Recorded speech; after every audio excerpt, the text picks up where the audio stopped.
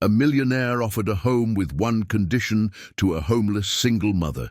She never imagined he was in love with her. When the truth came to light, their lives changed forever. A story of overcoming and love that will touch your heart. Subscribe to the channel, give it a thumbs up and comment on where you are watching from. The January rain poured down on New York City with that relentless force typical of summer, transforming Main Street into a river of shining asphalt under the lights of skyscrapers. It was almost 10 at night when Sarah Johnson pulled her 5-year-old daughter closer to her chest, seeking shelter under the narrow awning of a closed clothing store. The illuminated display showcased mannequins dressed in expensive clothes that she could never afford, a cruel contrast to her current situation. "Mommy, I'm cold," murmured Lily, her weak voice muffled against Sarah's chest. "I know, my love, I know." Sarah felt her daughter's forehead with her lips, and her heart tightened. The fever had worsened. The girl's skin burned even under the cold rain that soaked them whenever the wind changed direction. Sarah was 32, but she felt like she was carrying the weight of a lifetime on her shoulders. Her dark brown hair, usually tied in a practical bun, now fell in wet strands over her thin, angular face. Her brown eyes, which once sparkled with dreams and hope, now reflected a fierce determination mixed with deep exhaustion. Her slender body, dressed in faded jeans and a cotton shirt that had once been white but was now grey from wear, trembled as much as her daughter's. She never imagined she would end up here. 10 years ago, when she left her small town to seek a better life in the city, she had clear plans: work hard, build a stable life, give her future family everything she never had. She found a job as a cook in a popular restaurant downtown, then at a diner in the East Side, until she finally secured a better position at an Italian bistro in a trendy area. The salary wasn't great, but it was enough to pay the rent on a room in a shared apartment in the neighborhood and still have some left over for milk and diapers when Lily was born. "Why are you crying, Mommy?" Lily's voice brought Sarah back to the present. "I'm not crying, sweetheart. It's just the rain." But Sarah knew she was lying. Tears mixed with the water running down her face. Everything fell apart in less than a month. First, the restaurant where she worked closed after the owner was caught evading taxes. 30 employees were out on the street overnight, with no warning, no severance. 2 weeks later, the owner of the shared apartment where she lived sold the building to a developer who planned to demolish everything to build a commercial building. 40 families were evicted, including hers. Sarah tried. God knows how hard she tried. She knocked on the doors of dozens of boarding houses and studio apartments throughout the south and east sides of the city, but all required 3 months' rent as a deposit, plus the first month's rent up front. She had only $700 saved, the result of years of saving penny by penny. She looked for municipal shelters, but they were all full, with waiting lists of weeks. She slept in hostels when she could find a spot, at friends' houses when charity allowed, and for the last 5 nights under awnings and at bus stops. "Mommy, that man is looking at us." Sarah looked up sharply, her protective instinct heightened. A black car, a shiny imported sedan even in the rain, was parked right in front of the awning where they were sheltering. Through the slightly fogged glass, she could see a man in the driver's seat watching them. Her first instinct was to grab Lily and run, but where to? The rain was falling harder, and her daughter's fever was dangerous. Besides, her legs ached from walking the streets of New York City for the past few days, and her worn-out sneakers left her feet soaked and blistered. The car door opened. The man who stepped out was tall, probably 6 feet tall. He appeared to be in his 40s, maybe a few years older. He wore a perfectly tailored navy suit that maintained an impeccable fit even under the increasing rain. Graying at the temples contrasted with the dark brown of the rest of his hair, cut conservatively. His face was angular, with a prominent square jaw and grey eyes that seemed to calculate and analyze everything around him. There was a rigidity in his shoulders, a tension in the way he moved, as if every gesture was measured and controlled. He opened a black umbrella. Of course, he had an umbrella, Sarah thought bitterly, and walked toward them. Sarah instinctively stepped back, pressing Lily against the store window. "Don't come near," she said, her voice coming out firmer than she felt. The man stopped about 2 meters away, the rain drumming against the umbrella. "The child is sick," he said. It wasn't a question, it was a statement. His voice was deep and controlled, with a slight accent of someone who grew up in affluent neighborhoods. "She needs a doctor." "We'll be fine," Sarah replied, lifting her chin with that stubborn pride that had sustained her throughout her life. "We don't need help." The man's grey eyes narrowed slightly, studying her. Sarah held his gaze, refusing to show weakness, even though inside she was desperate. "She has a high fever," the man continued, his tone remaining neutral, almost clinical. "You can see it by the flush on her cheeks and how lethargic she is.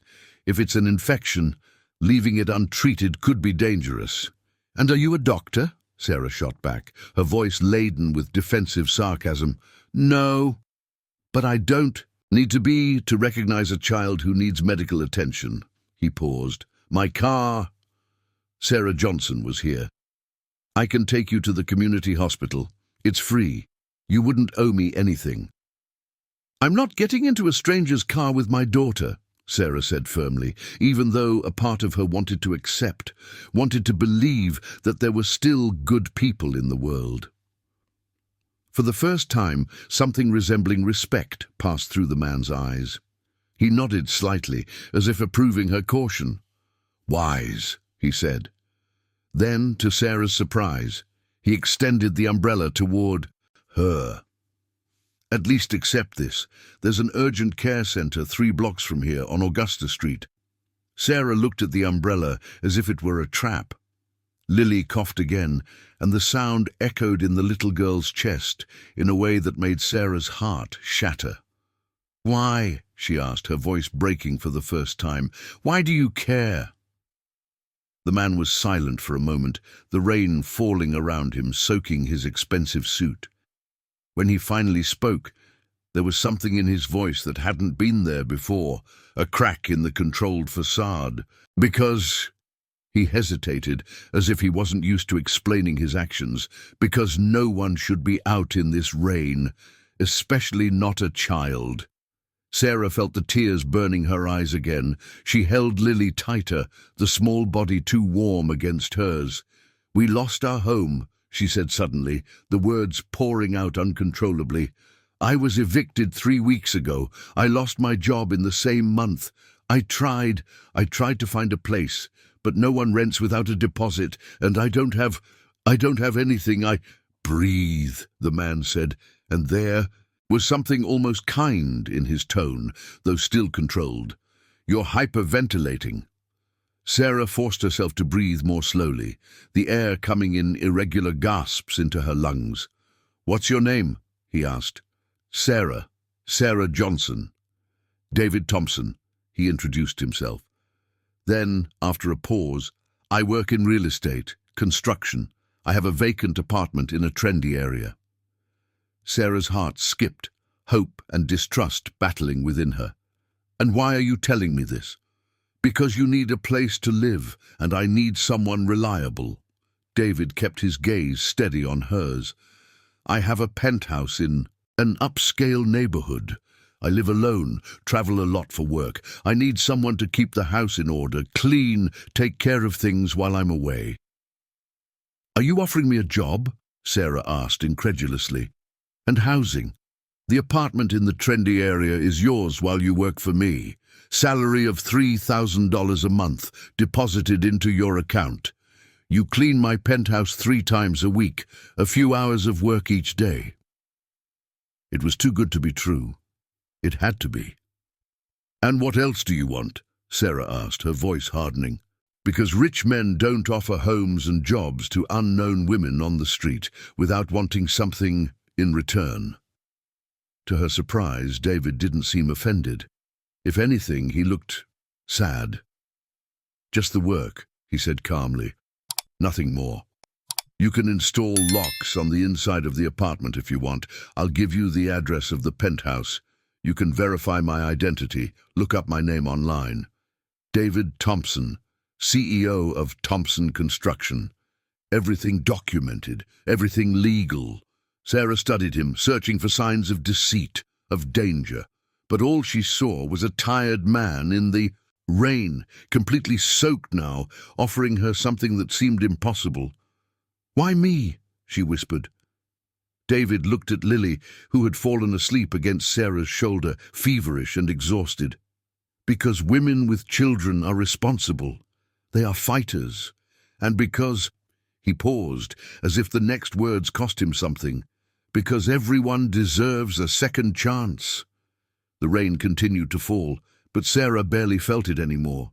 She looked at her daughter, at the innocent face marked by fever, and made a decision. "Okay," she said, her voice firm despite the fear, "but with clear rules. This is just work. Just professional.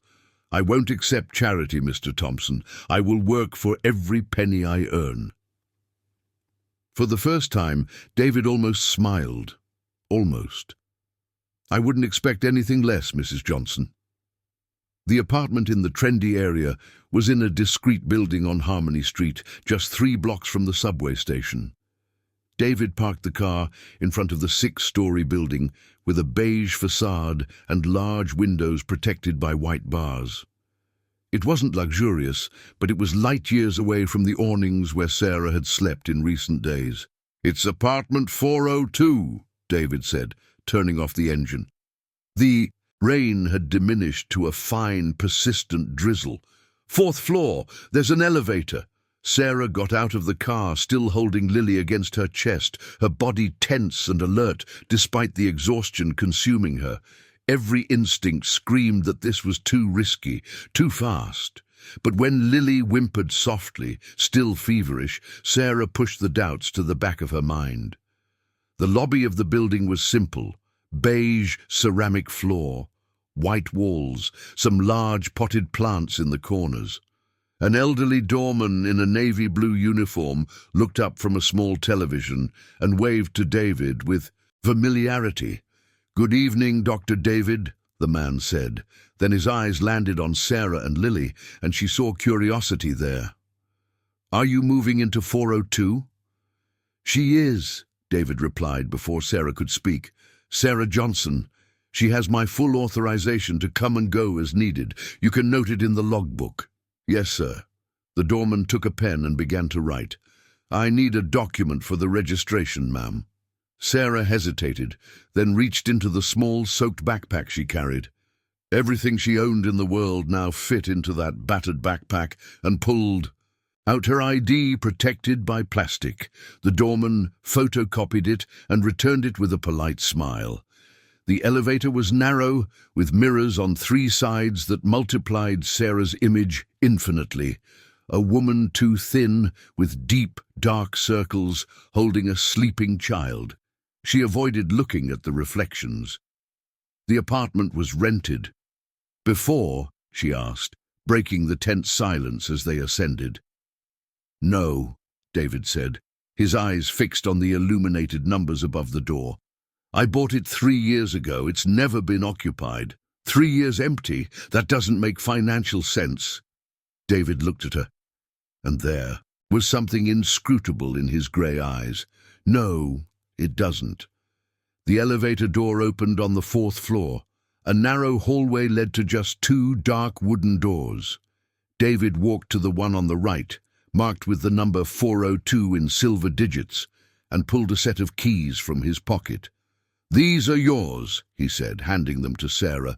2 copies for the main door, 1 for the service door that leads to the outdoor area, and 1 for the parking gate if you manage to get a car eventually. Sarah took the keys, the cold metal, cold, against her palm. They felt like they weighed a ton. David opened the door and turned on the lights. Sarah stepped inside and stopped, blinking under the bright fluorescent light.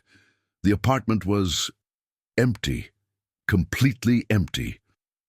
A spacious room with large windows overlooked the tree-lined street. The floor was light hardwood, well-maintained, but with that look of never having been walked on.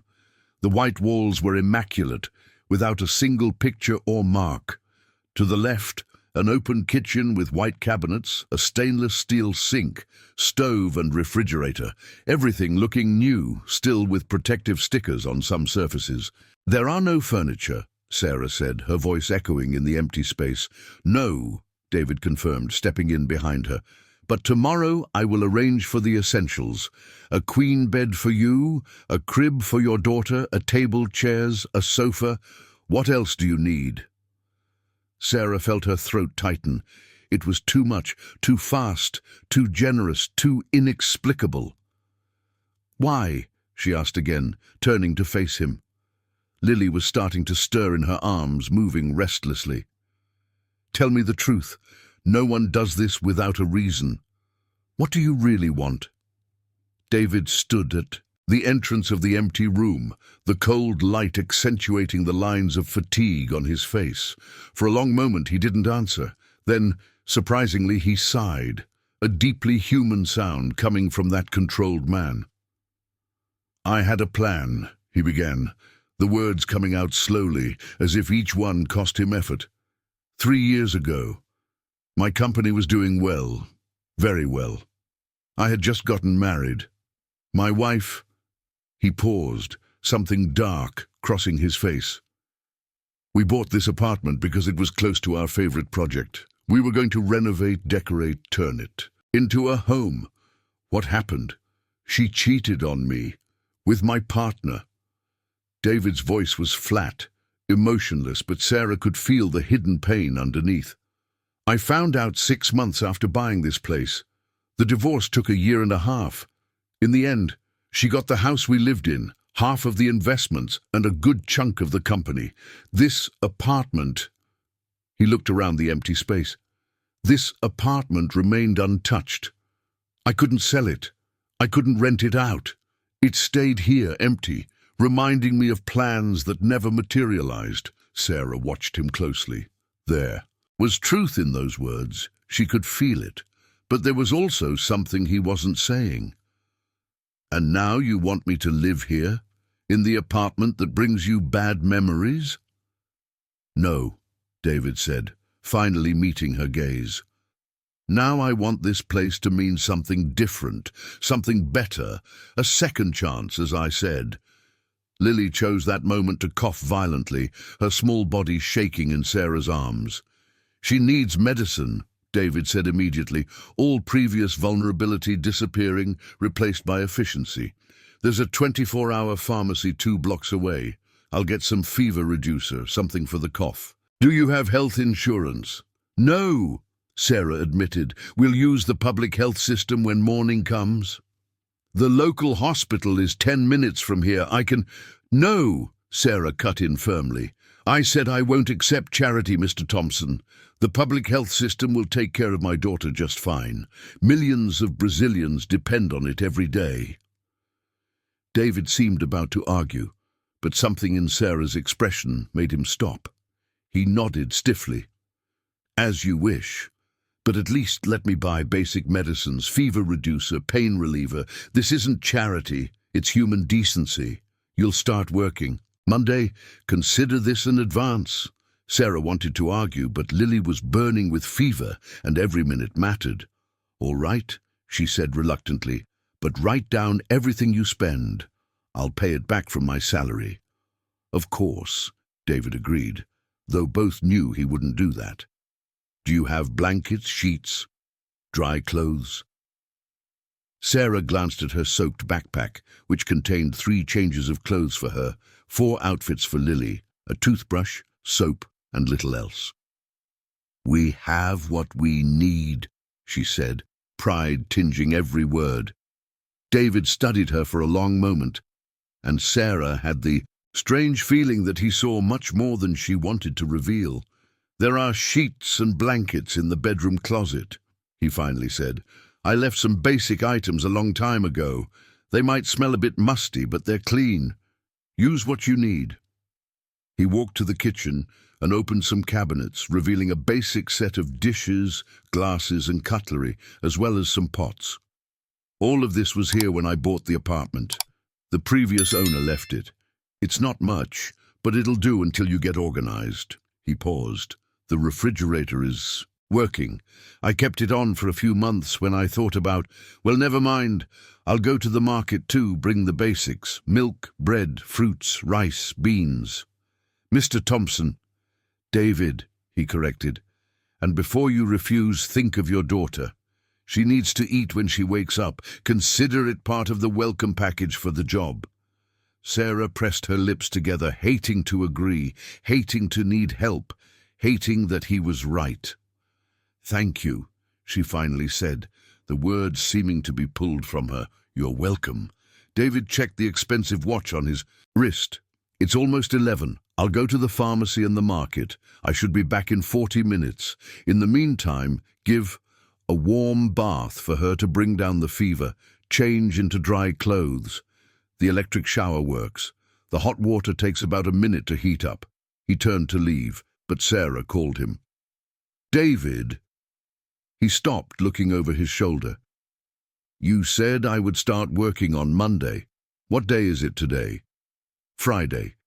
Technically Saturday, it's already past midnight." "And where is your penthouse, the address?" "Guatemala Street, 285, penthouse, upscale neighborhood." He took a pen from the inside pocket of his blazer, of course he had a pen, and wrote the address on a business card that he handed to her. "This is my card. It has my cell phone, email, office phone. You can reach out when you need." Sarah took the card.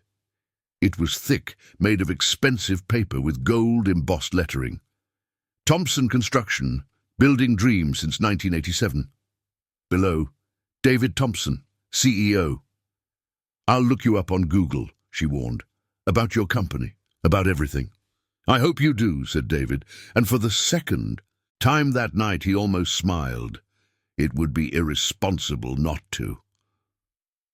After he left, Sarah stood in the middle of the empty living room for a long moment, listening to his footsteps echoing in the hallway, the elevator descending, the absolute silence that followed.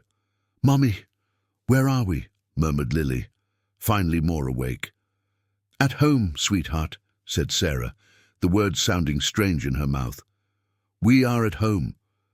She didn't know if she believed that yet, but as she carried Lily to the bathroom, turning on the tap and watching clean water flow, hot water after a minute, like David said, she felt something she hadn't felt in weeks. Hope, small, fragile, afraid of being crushed. But it was there. Sarah carefully removed Lily's soaked clothes, the little girl shivering. Her skin was very hot, her eyes glazed with fever. Sarah gently placed her under the warm shower, murmuring comforting words as she washed her daughter's dark blonde hair, rinsing away days of dirt from the streets. "It's going to be okay," she whispered, more to herself than to Lily. "It's going to be okay." But as the water drained away, taking the dirt with it, Sarah couldn't help but wonder what price she would have to pay for that unexpected kindness. In her experience, nothing in life was free. Nothing. The morning light of Saturday streamed through the large windows of the apartment, casting golden rectangles on the hardwood floor. Sarah woke up startled, disoriented for a moment, until the memory of the previous night came back like a wave. She was lying on a queen-size mattress on the floor of the larger bedroom, covered by sheets that smelled faintly of mothballs, but were soft and clean.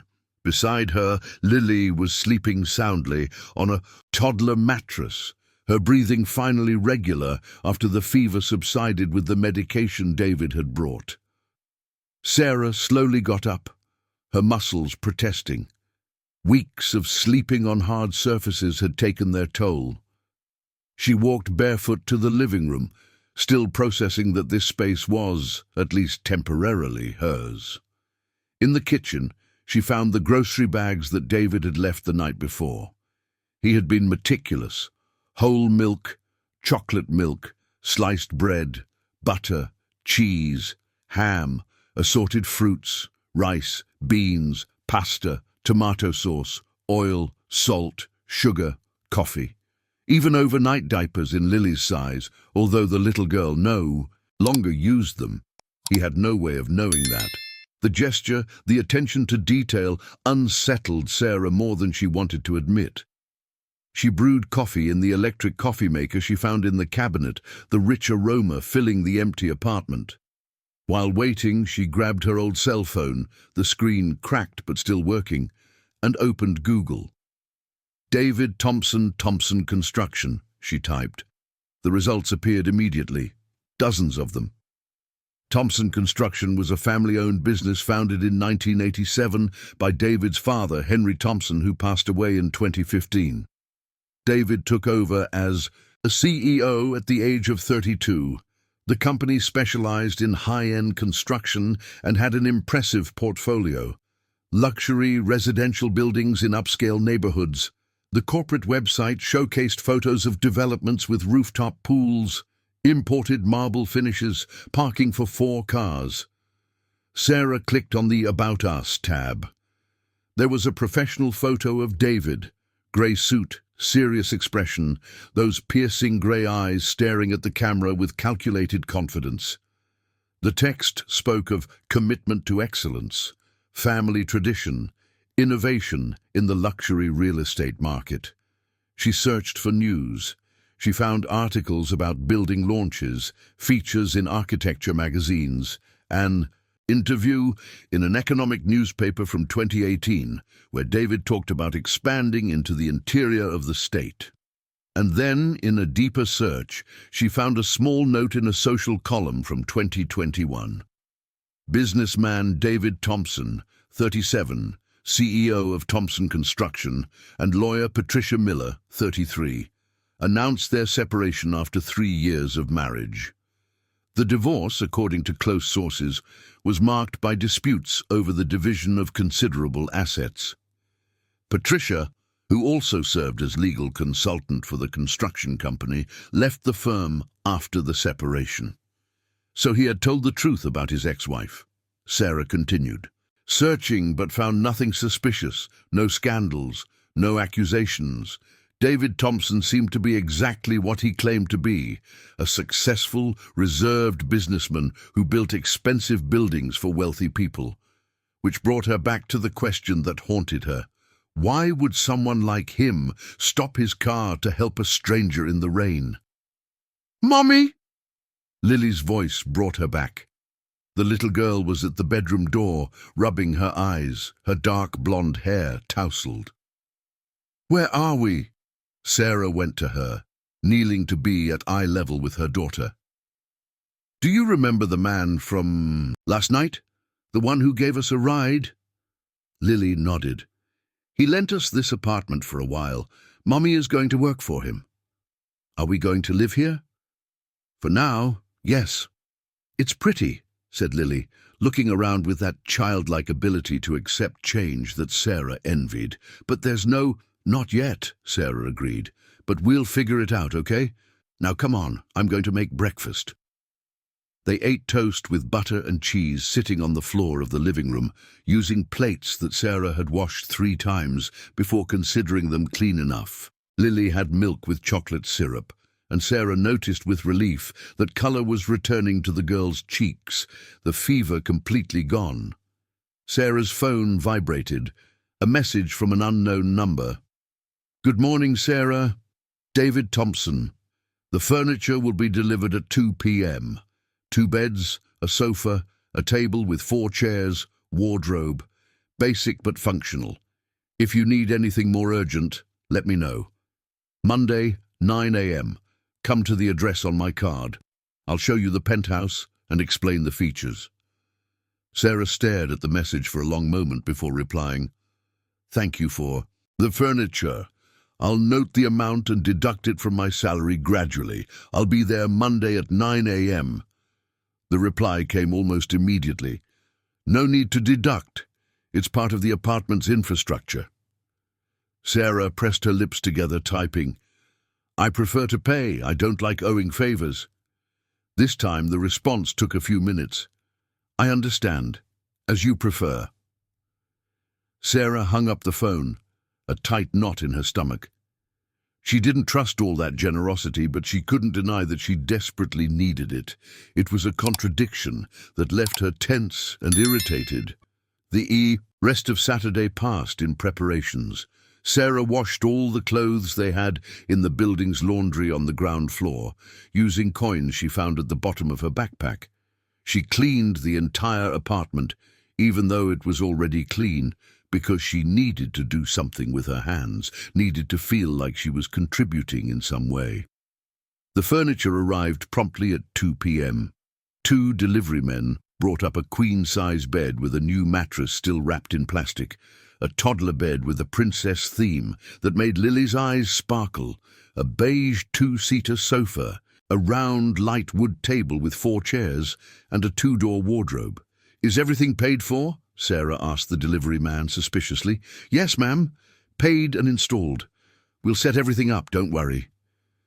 It took 2 hours to assemble everything. When they finished and left, Sarah stood in the middle of the living room, looking around. The empty apartment had transformed. It wasn't luxurious, far from it, but it was functional. It was a home. Lily was bouncing on her new bed, laughing for the first time in weeks. "Look, Mommy, it's soft, and it has princesses." Sarah felt tears burning her eyes. She blinked quickly, refusing to cry. Not now. It wasn't time to let her guard down yet. Sunday passed in a strange quiet. Sarah cooked rice and beans for the first time in weeks, prepared simple chicken with potatoes.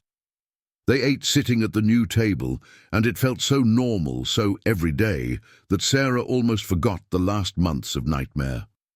Almost. At night, after putting Lily to sleep in the princess bed, Sarah lay awake for hours in the new bed that smelled of plastic and new fabric. She stared at the white ceiling, her mind spinning. Was she making the right decision? Accepting to work for a stranger, living in an apartment he owned, depending on the generosity of someone she barely knew. But what was the alternative? Going back to the streets? Exposing Lily to more nights of cold, hunger, danger? No, she would make this work. She would work hard, prove her worth, save every penny possible until she could support herself again. This was just a step, a temporary bridge. It couldn't be permanent. Because in Sarah's experience, nothing good lasted, and the more you got used to comfort, the more it hurt when it was ripped away from you. Monday arrived cold and cloudy. Sarah woke up at 6 in the morning, nervous. She made breakfast for Lily, dressed the girl in the best outfit she had, a light pink dress that was starting to get small, and styled her own hair in a tight bun. She didn't have much choice in clothing. She wore her only pair of jeans that wasn't torn and a long-sleeved navy blue shirt. Nothing fancy, but clean and presentable. The problem was Lily. Sarah couldn't leave her alone, and the public. Daycare centers had months-long waiting lists. At 8:30 a.m., she went down with Lily in hand. The day doorman, a man different from the one she had seen on Friday, greeted her politely. "Good morning, Ms. Johnson. Are you heading out?" "I am. I need to take care of something, but I'll be back soon." "No problem. Good luck." Guatemala Street in the upscale neighborhood was about a 40-minute bus ride from the trendy area. Sarah took 2 buses, holding Lily close, as the crowded vehicles swayed through the streets of New York City. With each block they passed, the neighborhoods became more tree-lined, the houses larger, the cars on the streets more expensive. Number 285 was a 10-story building, all mirrored glass and beige marble, with a uniformed doorman at the entrance who looked more like a security guard from a 5-star hotel. "Good morning," Sarah said, trying to sound confident. "I'm here to see Dr. David Thompson, penthouse." The doorman assessed her from head to toe, and Sarah felt the judgment in his gaze. Her simple clothes, her daughter by her side, contrasting with the luxury around them. "Your name?"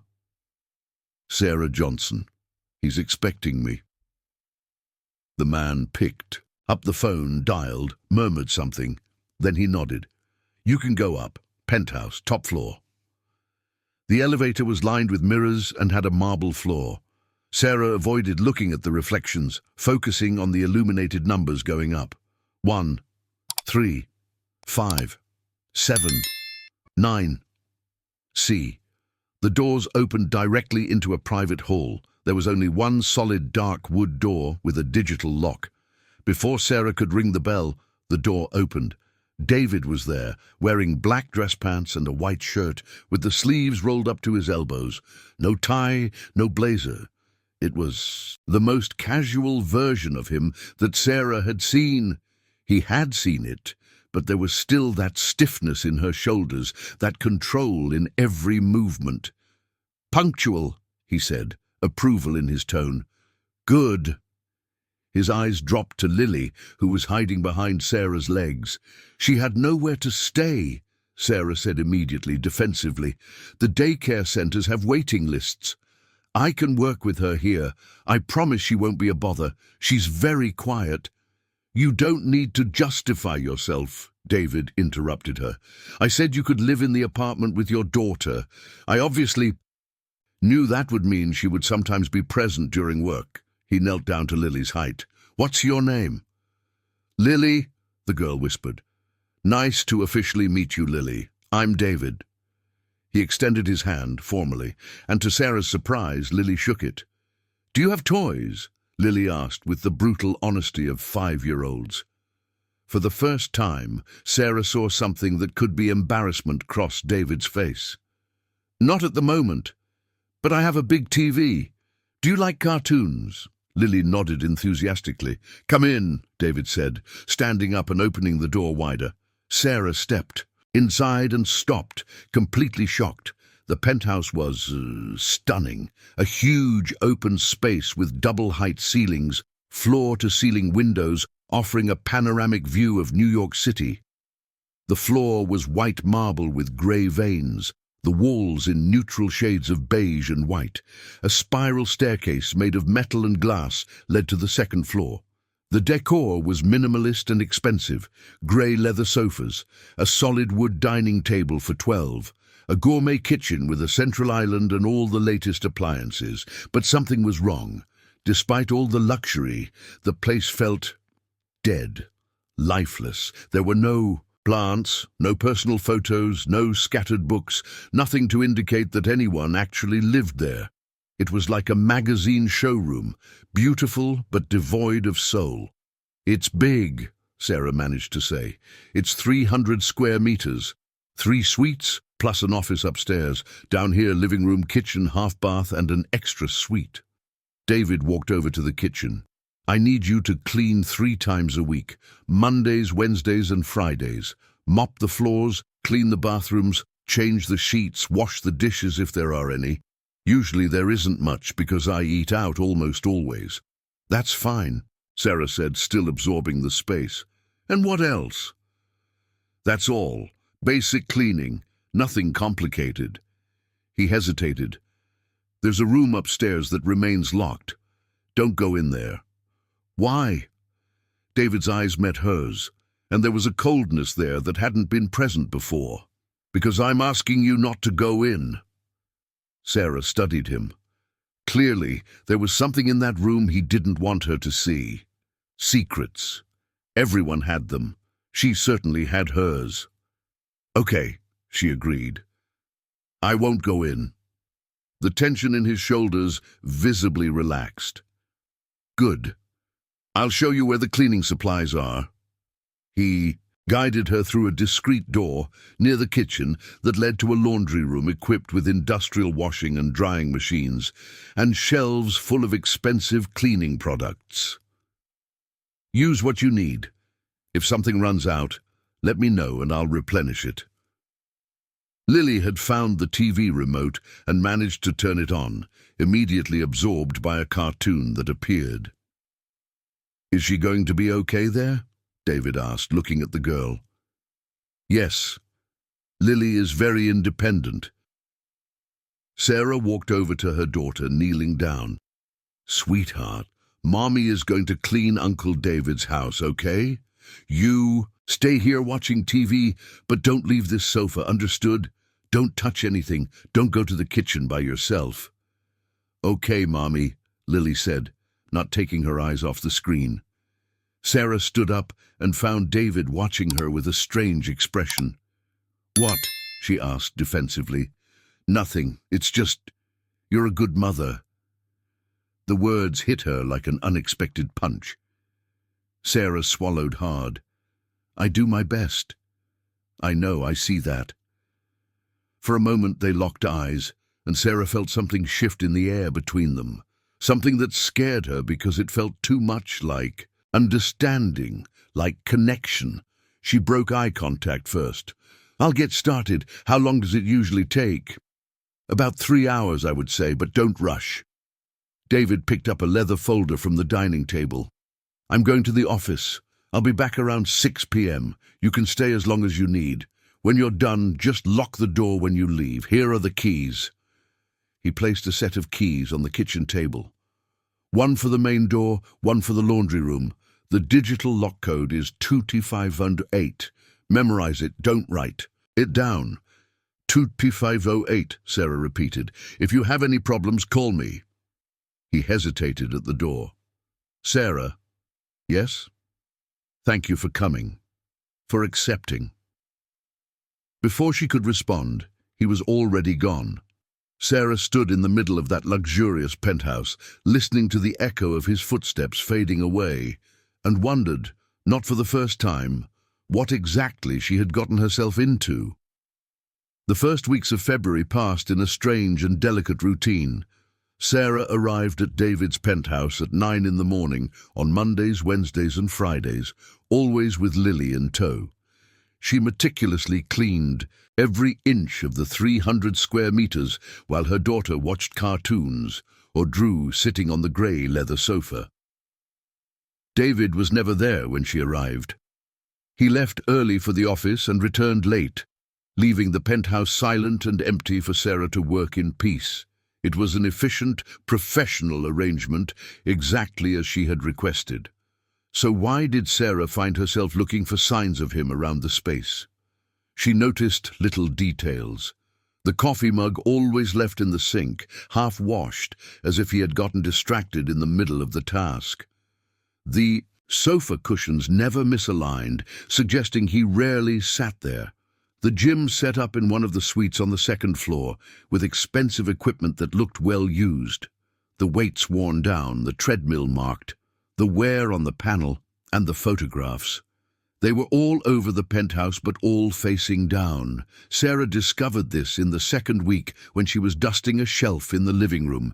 Expensive silver picture frames, fine wooden frames, all carefully positioned with their faces against the surface. She didn't turn any of them. It wasn't her place, but curiosity gnawed at her. In the third week of February, on a particularly hot Wednesday, Sarah was cleaning the master bathroom when she heard the front door open. Her heart raced. David never arrived before 6.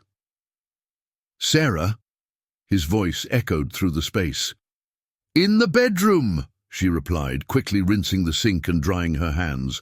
When she stepped out, she found David standing in the living room, his tie loosened, looking tired. But it wasn't him who caught her attention. Next to him was a woman around 65 years old, elegant in a light beige pantsuit and blazer, perfectly styled grey hair in a choppy bob, a pearl necklace, understated yet impeccable makeup, sharp brown eyes that scanned Sarah from head to toe in 2 seconds and clearly found her lacking. "Mom, this is Sarah Johnson, my housekeeper," David said, his voice tense. "Sarah, my mother, Helen Thompson." Housekeeper. The word sounded strange in Sarah's ears. She cleaned his house, yes, but the formal term seemed to create a distance that hadn't existed before. "Pleasure," said Sarah, wiping her hands on her jeans before extending one. Helen looked at the outstretched hand as if it was something offensive, then, with visible reluctance, shook it briefly. Her fingers were cold and stiff. "Housekeeper," Helen repeated, her tone laden with disbelief. "How convenient. "Mom," David said, a clear warning in his voice. Lily chose that moment to come running from the kitchen, holding a glass of water. "Mommy, can I have a cookie? I found some in the cupboard." She stopped upon seeing the visitors, hiding behind Sarah. Helen's eyes widened, moving from Lily to Sarah, then to David. "You didn't mention a child," she said, her voice dangerously calm. "I didn't think it was necessary," David replied, his tone as cold as hers. "Sarah has a daughter, Lily. She stays with her while she works." "I see." Helen slowly walked through the living room, her heels clicking on the marble. "And how long exactly has this arrangement been going on?" 3 weeks, Sarah said before David could respond. Something in that woman's attitude, the way she looked at Lily as if the girl were an inconvenient insect, ignited a familiar anger in Sarah's chest. "I started working for your son at the beginning of February." "Working?" Helen repeated, turning to glare at her. "Of course. And where do you live, dear?" "Mom, that's not—" "In an apartment in a trendy area," Sarah interrupted, lifting her chin, "that David rented for me at a fair price while I work for him." It wasn't true. She didn't pay rent. But something in Helen's gaze made her lie instinctively. A woman like that would look for anything to use against you, and Sarah wouldn't give her ammunition for free. "How generous of my son," Helen said, smiling without warmth. "He's always been like that. So helpful to those in need." "Enough," David said, his voice sharp as a blade. "Sarah, can you take Lily to the kitchen? There's orange juice in the fridge." Sarah took Lily's hand and practically fled to the kitchen, but left the door ajar. She didn't have enough pride not to listen. "What are you doing here?" David's voice, low and controlled. "Visiting my son. Do I need a reason?" "You needed one when you didn't come here for the last 2 years. Maybe I heard some interesting rumors. A beautiful woman coming and going from your penthouse 3 times a week, with a child. People talk, David. Let people talk. Sarah is my employee. Nothing more." The silence that followed was heavy. Sarah closed, her eyes, hating how those words hit her. Of course, that was all it was. What else could it be? "You expect me to believe that?" Helen finally said. "After everything with Patricia, after the divorce that almost destroyed this family, you hire a single woman with a child to clean your house?" "Patricia destroyed this marriage when she cheated on me. And yes, I expect you to believe it because it's the truth. Where did you meet her?" A pause. Sarah held her breath. "In a restaurant where she worked as a cook. I lost my old housekeeper, she needed work. End of story." Another lie. Why was he lying to his mother? "You're fooling me," Helen said, her voice hardening. "I didn't raise a fool, David. This woman lives in one of your apartments, brings her daughter here, and you want me to believe there's nothing going on. What do you want me to say?" David exploded, his voice rising for the first time. "That, yes, I met her on the street one rainy night and offered help because she and her daughter were sleeping outside. Would that make you feel better? Confirm all your suspicions about me being a sentimental idiot?" Sarah felt her blood run cold. He had told the truth. "Why?" "My God," Helen whispered. "You really, David, you don't know this woman. She could be anyone. A scam artist, an opportunist. She's none of those things. How do you know? Because she seems vulnerable? Because she has a beautiful child? Men are fooled by women like that every day." "Women like that?" David's voice was dangerously low now. "Watch your next words, Mother." Sarah could no longer hear. She stepped further into the kitchen, blood pounding in her ears, anger and humiliation burning in her throat. "Mommy, are you okay?" Lily asked, touching her arm. "I'm fine, sweetheart," Sarah forced herself to say. "Come on, let's go." She grabbed the backpack she always left near the laundry room door, held Lily's hand tightly, and left the kitchen. With her head held high, David and Helen were standing in the middle of the living room, clearly in the midst of a heated discussion. Both turned when Sarah appeared. "Sarah," David began. "I'm leaving," she said, her voice firm despite the tremor she felt inside. "I've finished my work for today." "Wait, you don't have to." "I do." Sarah looked directly at Helen. "Mrs. Thompson, I will be very clear. I am not a scam artist. I am not an opportunist.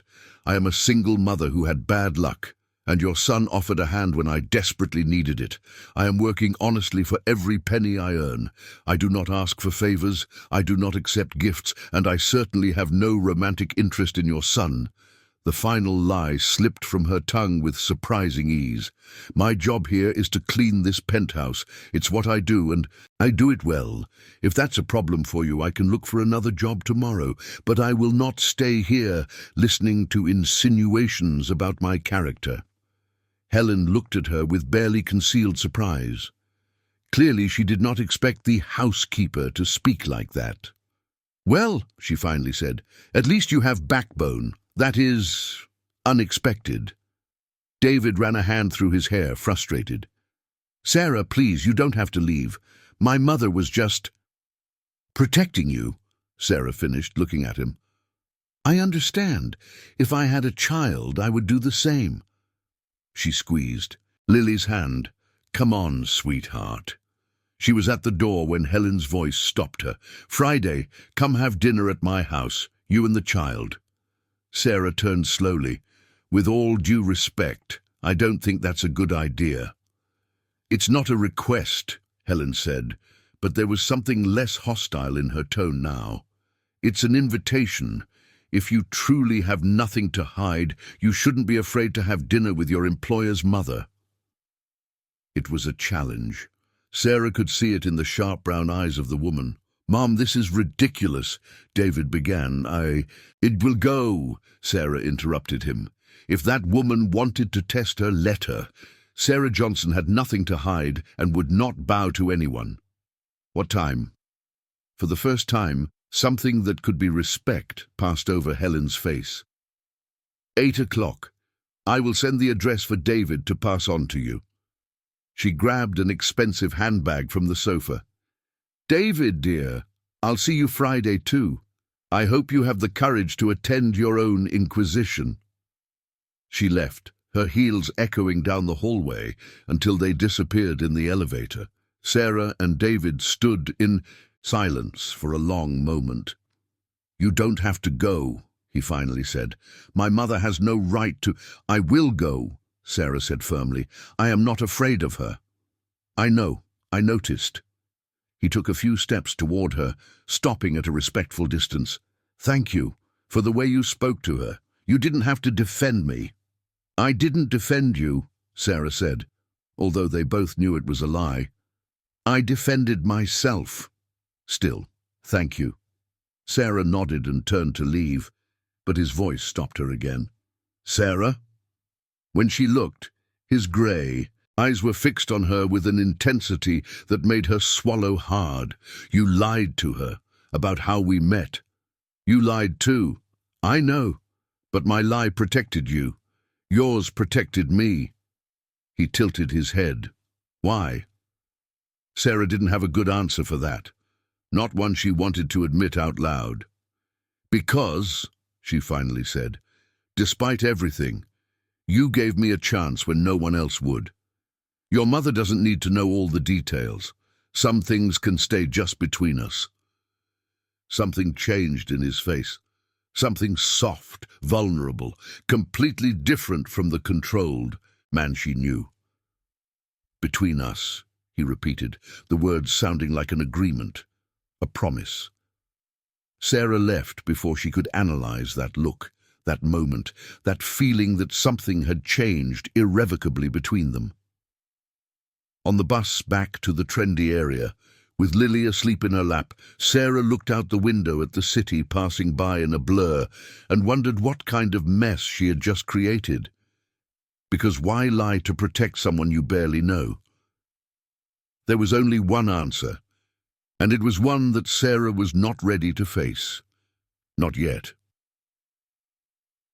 Friday night, Sarah stood in front of the almost empty closet of the apartment, looking at her 4 clothing options with growing despair. "What do you think, sweetheart?" she asked Lily, who was sitting on the bed fixing the hair of a doll that David had discreetly left in the penthouse the previous Wednesday. He swore it belonged to a niece who no longer wanted it, but the price tag was still stuck under the doll's foot. "The blue one is pretty," Lily said. The navy blue blouse had a small tear in the sleeve that Sarah had sewn, but it was still visible if you looked closely. The black one was faded. The white one had a stain from tomato sauce that would not come out completely. The green one had seen better days. Sarah chose the faded black one with the newest jeans, the ones that had only 6 months of use. She pulled her hair into a low ponytail, applied lipstick, her only makeup item, and looked at herself in the mirror. She looked exactly what she was.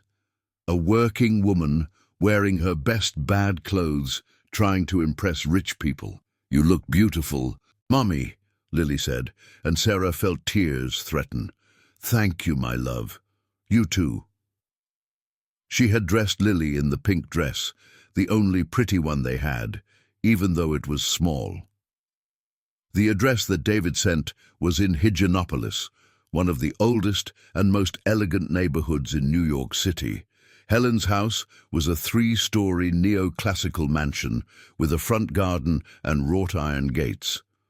Sarah rang the doorbell at 8 o'clock sharp, her stomach churning with nerves. A maid in a proper uniform, complete with apron and all, opened the door. He opened the door. "Good evening. You must be Sarah. Please come in."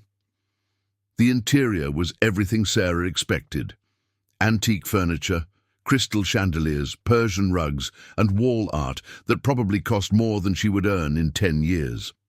David appeared at the top of a curved staircase, descending with that natural elegance. He wore dress pants and a white shirt, no tie, with the sleeves rolled up. His eyes met hers, and something in that gaze made her breathe a little easier. "You came," he said, and she couldn't tell if he was relieved or surprised.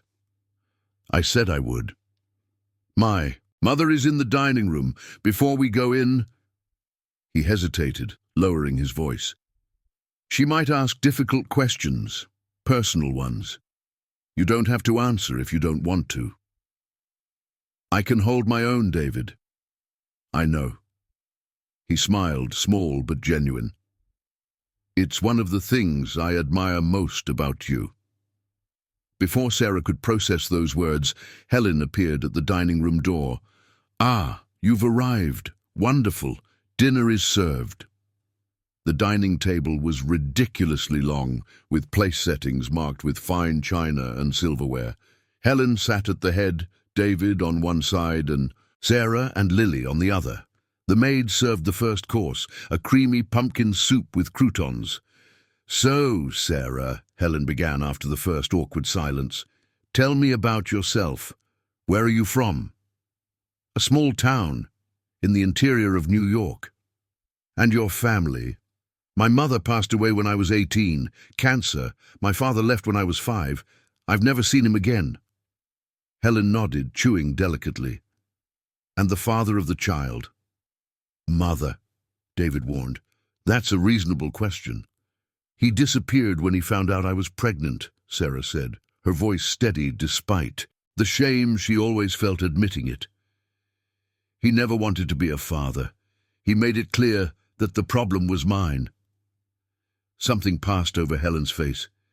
It wasn't compassion, not exactly, but perhaps understanding. "Men tend to do that," she said, surprising Sarah. "Leave women to deal with the consequences alone." Dinner continued with sharp questions that Sarah answered honestly. Yes, she only had a high school education. Yes, she had worked as a cook for most of her life. Yes, she lost her job and home in the same month.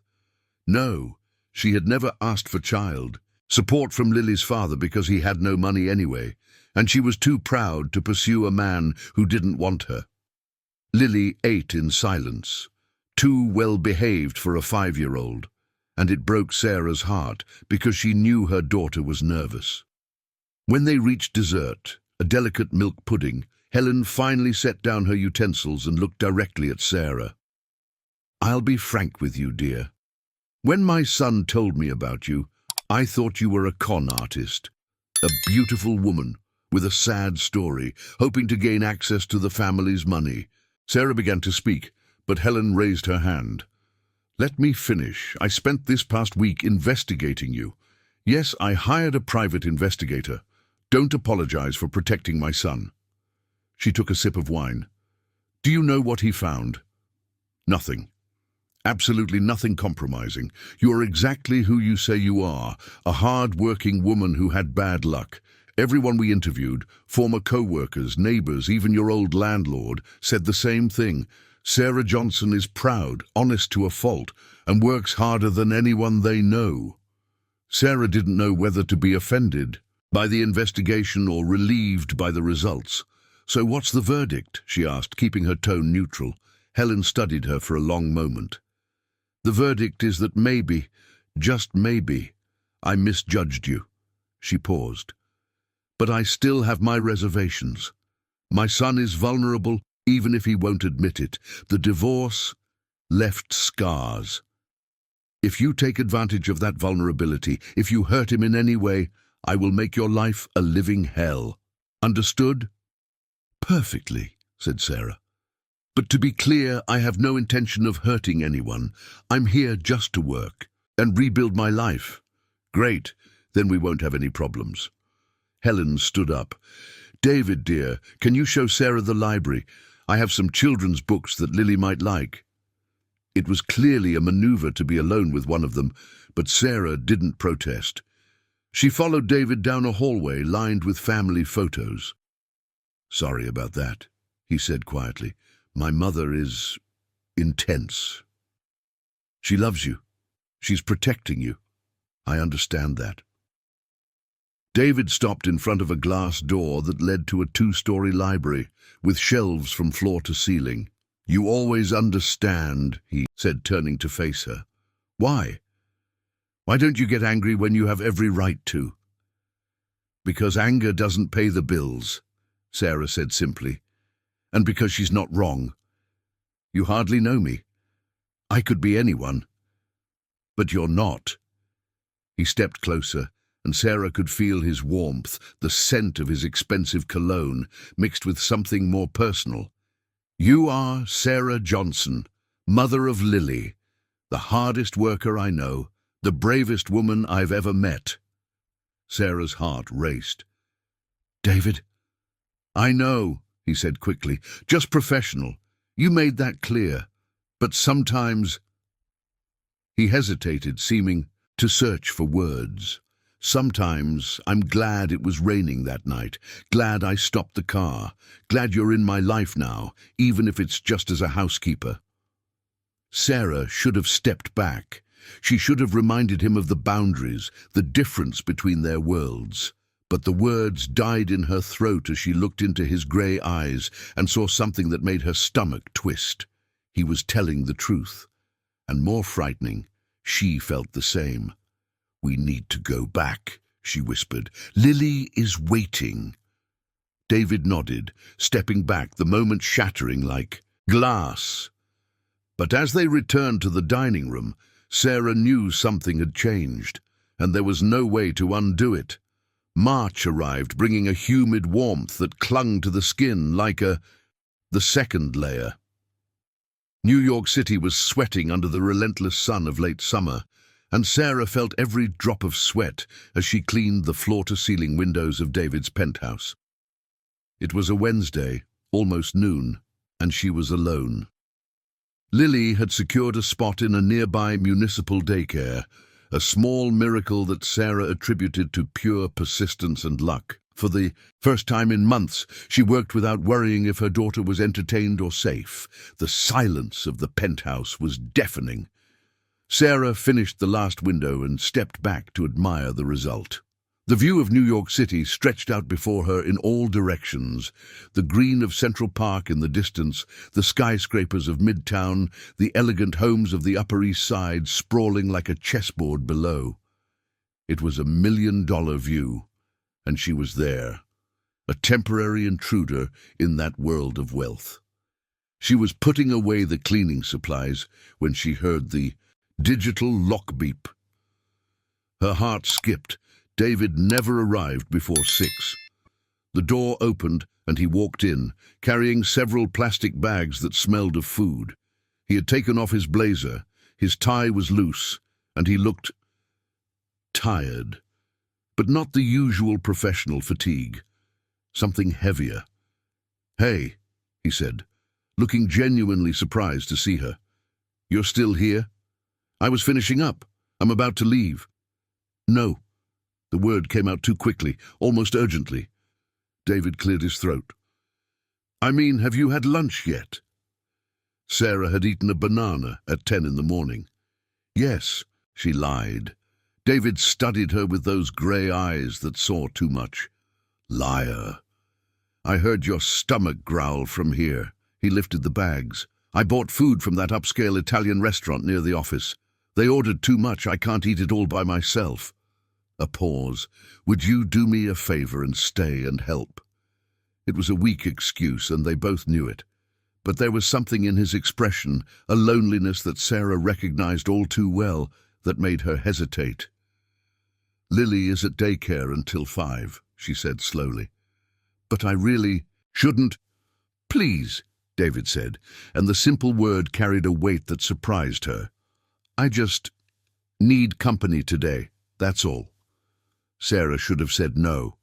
Every instinct screamed that this crossed a line she had carefully drawn, but instead she heard herself say, "Okay, but only because I'm hungry." The smile that lit up his face did something strange in her chest.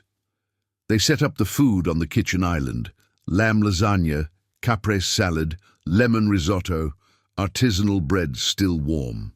A fortune in food spread between them as if it were normal, as if Sarah ate like this every day. "What happened?" she asked, picking up a fork and diving into the lasagna. It was delicious, melting in her mouth. "You never come home at this hour." David poured red wine into 2 glasses, wine that probably cost more than the monthly rent Sarah would pay anywhere else. "I had a tough meeting this morning," he said, taking a long sip. "With investors. They're threatening to pull out of a big project in Midtown, $50 million at stake." "Why?" "Because my mother is selling part of her shares, 20% of the company. The investors are nervous about the change in power structure." Sarah dropped her fork. "Is she doing this because of me, because of what happened at dinner?" "No," David said quickly. "Well, not directly. My mother has been pushing for me to remarry, to secure heirs and the family business's succession." He made air quotes with bitterness. "She believes that without a proper wife and children, the company is at risk. It's medieval, but that's how she thinks." "And you don't want to marry again?" It wasn't a question. Not the way she wants, not out of obligation for business strategy. He swirled them. Wine in the glass, watching the dark red liquid. "My first marriage was calculated. Patricia was a lawyer from a good family. It made sense on paper. I thought it could work even without passion. And it didn't work. No. And when I found out she was cheating on me with my colleague," he paused, his jaw tensing, "I lost more than a marriage. I lost my ability to trust in anyone." Sarah took a sip of the wine, feeling the warmth slide down her throat. "I understand. When Lily's father abandoned me, I swore I would never depend on anyone again, that I would never let anyone have power over me. And yet you're here," David said, looking at her, "depending on me." "Temporarily," Sarah corrected quickly. "I'm saving money. I already have almost $6,000 saved.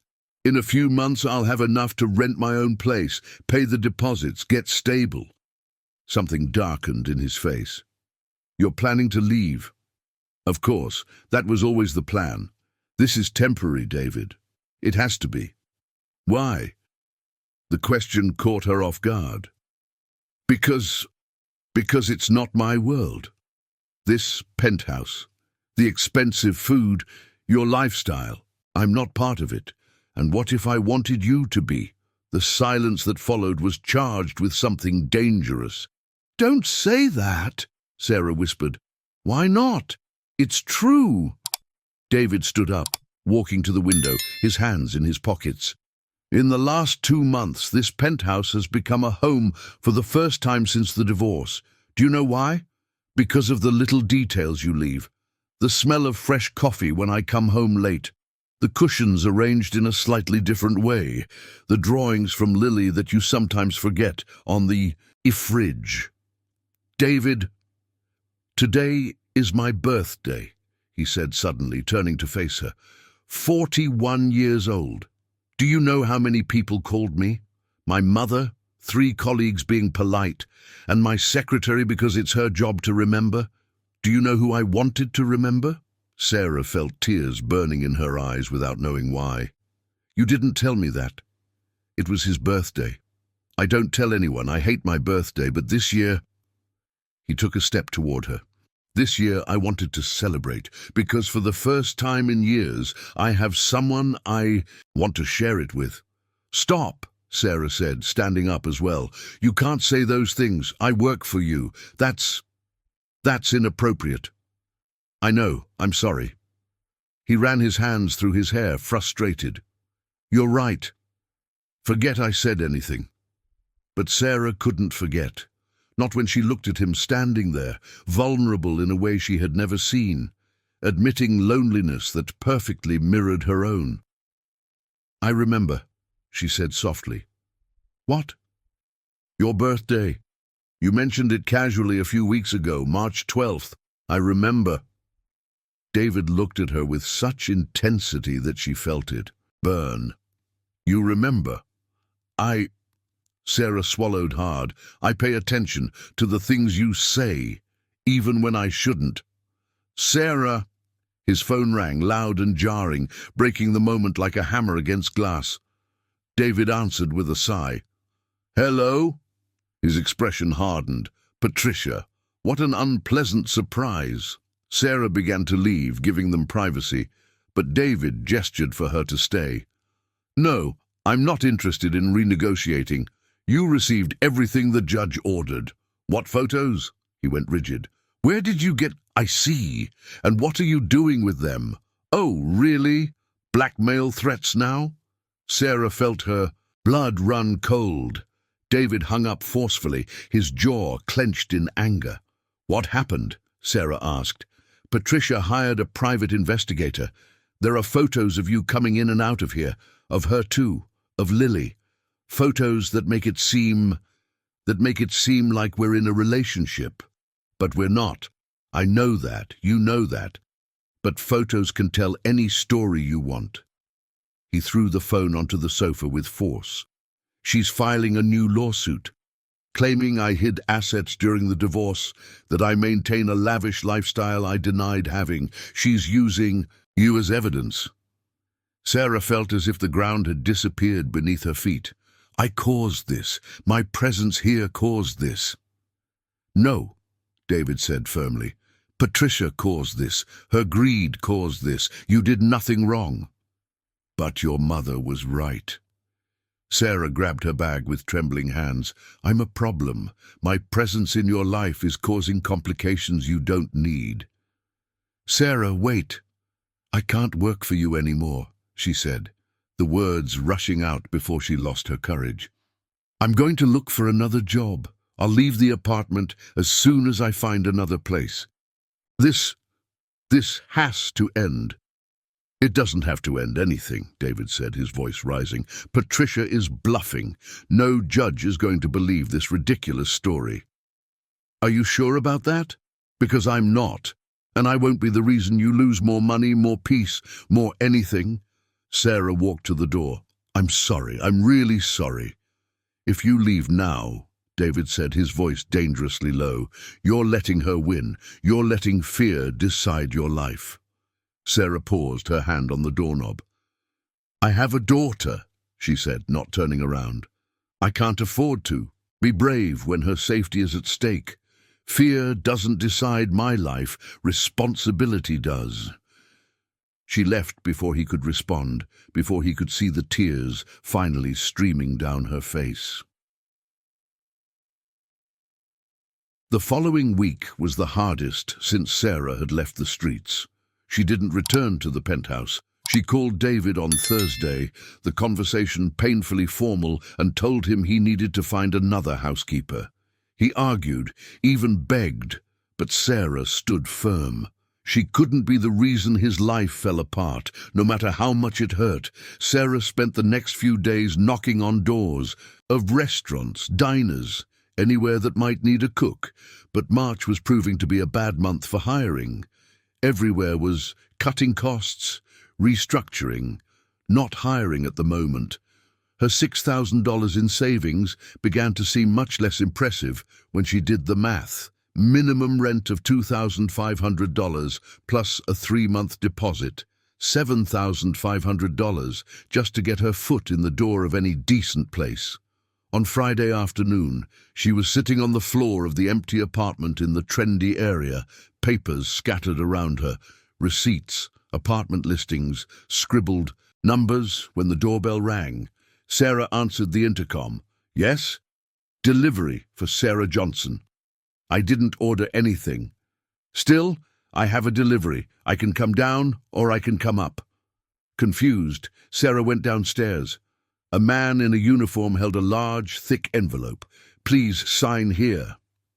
She signed, took the envelope and returned to the apartment. Inside were legal documents, lots of legal documents, and a letter. The letter was from David's secretary, a woman named Clarice, whom Sarah had briefly met once. "Dear Sarah, I have worked for David for 15 years. I know this man better than my own family, and I have never seen him look at anyone the way he looks at you. The attached documents are Patricia's petition, his ex-wife. I thought you should see what she is claiming, but I also included the counterclaims from David's lawyer and evidence that proves it's all a lie. Patricia is desperate. The ex-partner she cheated David with has disappeared with some of her money. She's broke and looking to blame someone. But there's something else you need to know. The apartment you live in, it was bought 3 years ago. David planned to turn it into a temporary home for families in vulnerable situations, a social project. He always wanted to help, always had this huge heart, but after the divorce, he lost the courage to move forward with the project. Until you, seeing you and Lily, brought that dream back. And more than that, it brought his life back. Don't abandon him now, not when he was finally learning to trust again. With affection, Claire read the letter 3 times, then examined the documents. There were grainy photos taken from a distance of her entering the penthouse. Lily was in the frame, but the timing always showed. During business hours, always for short periods, David's lawyer had attached payment receipts showing every penny Sarah received, always the same monthly amount. Statements from the doorman confirmed that she only came on specific days, always for a few hours. Even records from Lily's daycare proved that the child was there for most of the time Sarah was in the penthouse. She was obviously innocent. Any judge would see that. But that wasn't what made Sarah pick up the phone. It wasn't the legal documents or the assurance that Patricia was bluffing. It was the last line of Claire's letter. Don't abandon him now, not when he is finally learning to trust again. Because Sarah understood that struggle. She intimately knew the fear of trusting, of letting someone in. And if David was fighting that because of her, she dialed his number before she could change her mind. He answered on the first ring. "Sarah? I received the documents, Claire's letter. She shouldn't have done that. I told her not to bother you. I'm glad she did." Sarah took a deep breath. "I was wrong. I was letting fear decide. I was running again." "You have every right to run. David said, his voice hoarse. "I'm not asking you to stay. I won't pressure you." "I know, that's why I want to stay." Sarah closed her eyes. "Monday, 9 in the morning. I'll be there." The silence on the other end was deafening. "Are you sure?" "No," she admitted, "but I will do it anyway." "Sarah." He paused, and when he spoke again, there was something different in his voice, something soft and vulnerable. "Thank you for trusting me. I know how much it costs you." "It costs everything," she said honestly. "But maybe it's time to pay that price." After she hung up, Sarah sat in the silence of the empty apartment, her heart racing, fear and hope battling inside her. Was she making the right choice? Only time would tell. But for the first time in a long time, Sarah Johnson was choosing not out of necessity or desperation. She was choosing because she wanted to, and that, she realized, made all the difference. April arrived, bringing sporadic rains that washed New York City in sudden bursts, leaving the city shining under the sun that followed shortly after. Sarah returned to work in the penthouse, and a new routine was established. More comfortable than before, but also more dangerous, because now David was home more often. He started working from the penthouse office 2 or 3 mornings a week, claiming virtual meetings and a need for concentration. But Sarah knew the truth. She saw in the glances he threw when he thought she wasn't paying attention, in the way he made excuses to walk through the room where she was cleaning. They talked more now. Small exchanges while Sarah cleaned and David brewed coffee. "Have you thought about cooking professionally again?" he asked one Monday morning while she washed the dishes from his morning coffee. 2 cups, 1 plate, so little for a man who lived alone in such a large space. "I think about it," Sarah admitted, "but daycares are expensive, and if I work in a restaurant, the shifts would be nights or early mornings. Lily needs me." "What if you could cook from here?" Sarah turned, her hands still wet. "What do you mean?" David was leaning against the kitchen counter, holding his coffee cup, wearing grey sweatpants and a white t-shirt, the most casual version of him Sarah had ever seen. He was barefoot, his hair still messy from sleep, and there was something so domestic and intimate about that scene that she had to look away. "My company does executive lunches every week," he said. "We spend a fortune on external catering. What if you prepared those meals? Homemade food, the kind of Brazilian dishes you make so well." "David, I don't have professional equipment. I don't have—" "Use this kitchen." He gestured to the gourmet space around them, with a 6-burner stove, 2 ovens, and a huge central island. "Everything here sits idle. It would be nice to have the smell of real food here." Sarah studied him carefully. "Why are you doing this?" "What?" "Continuing to try to help me, giving me opportunities. Why?" David looked at her for a long moment, and Sarah saw something unfold in his grey eyes, something that made her hold her breath.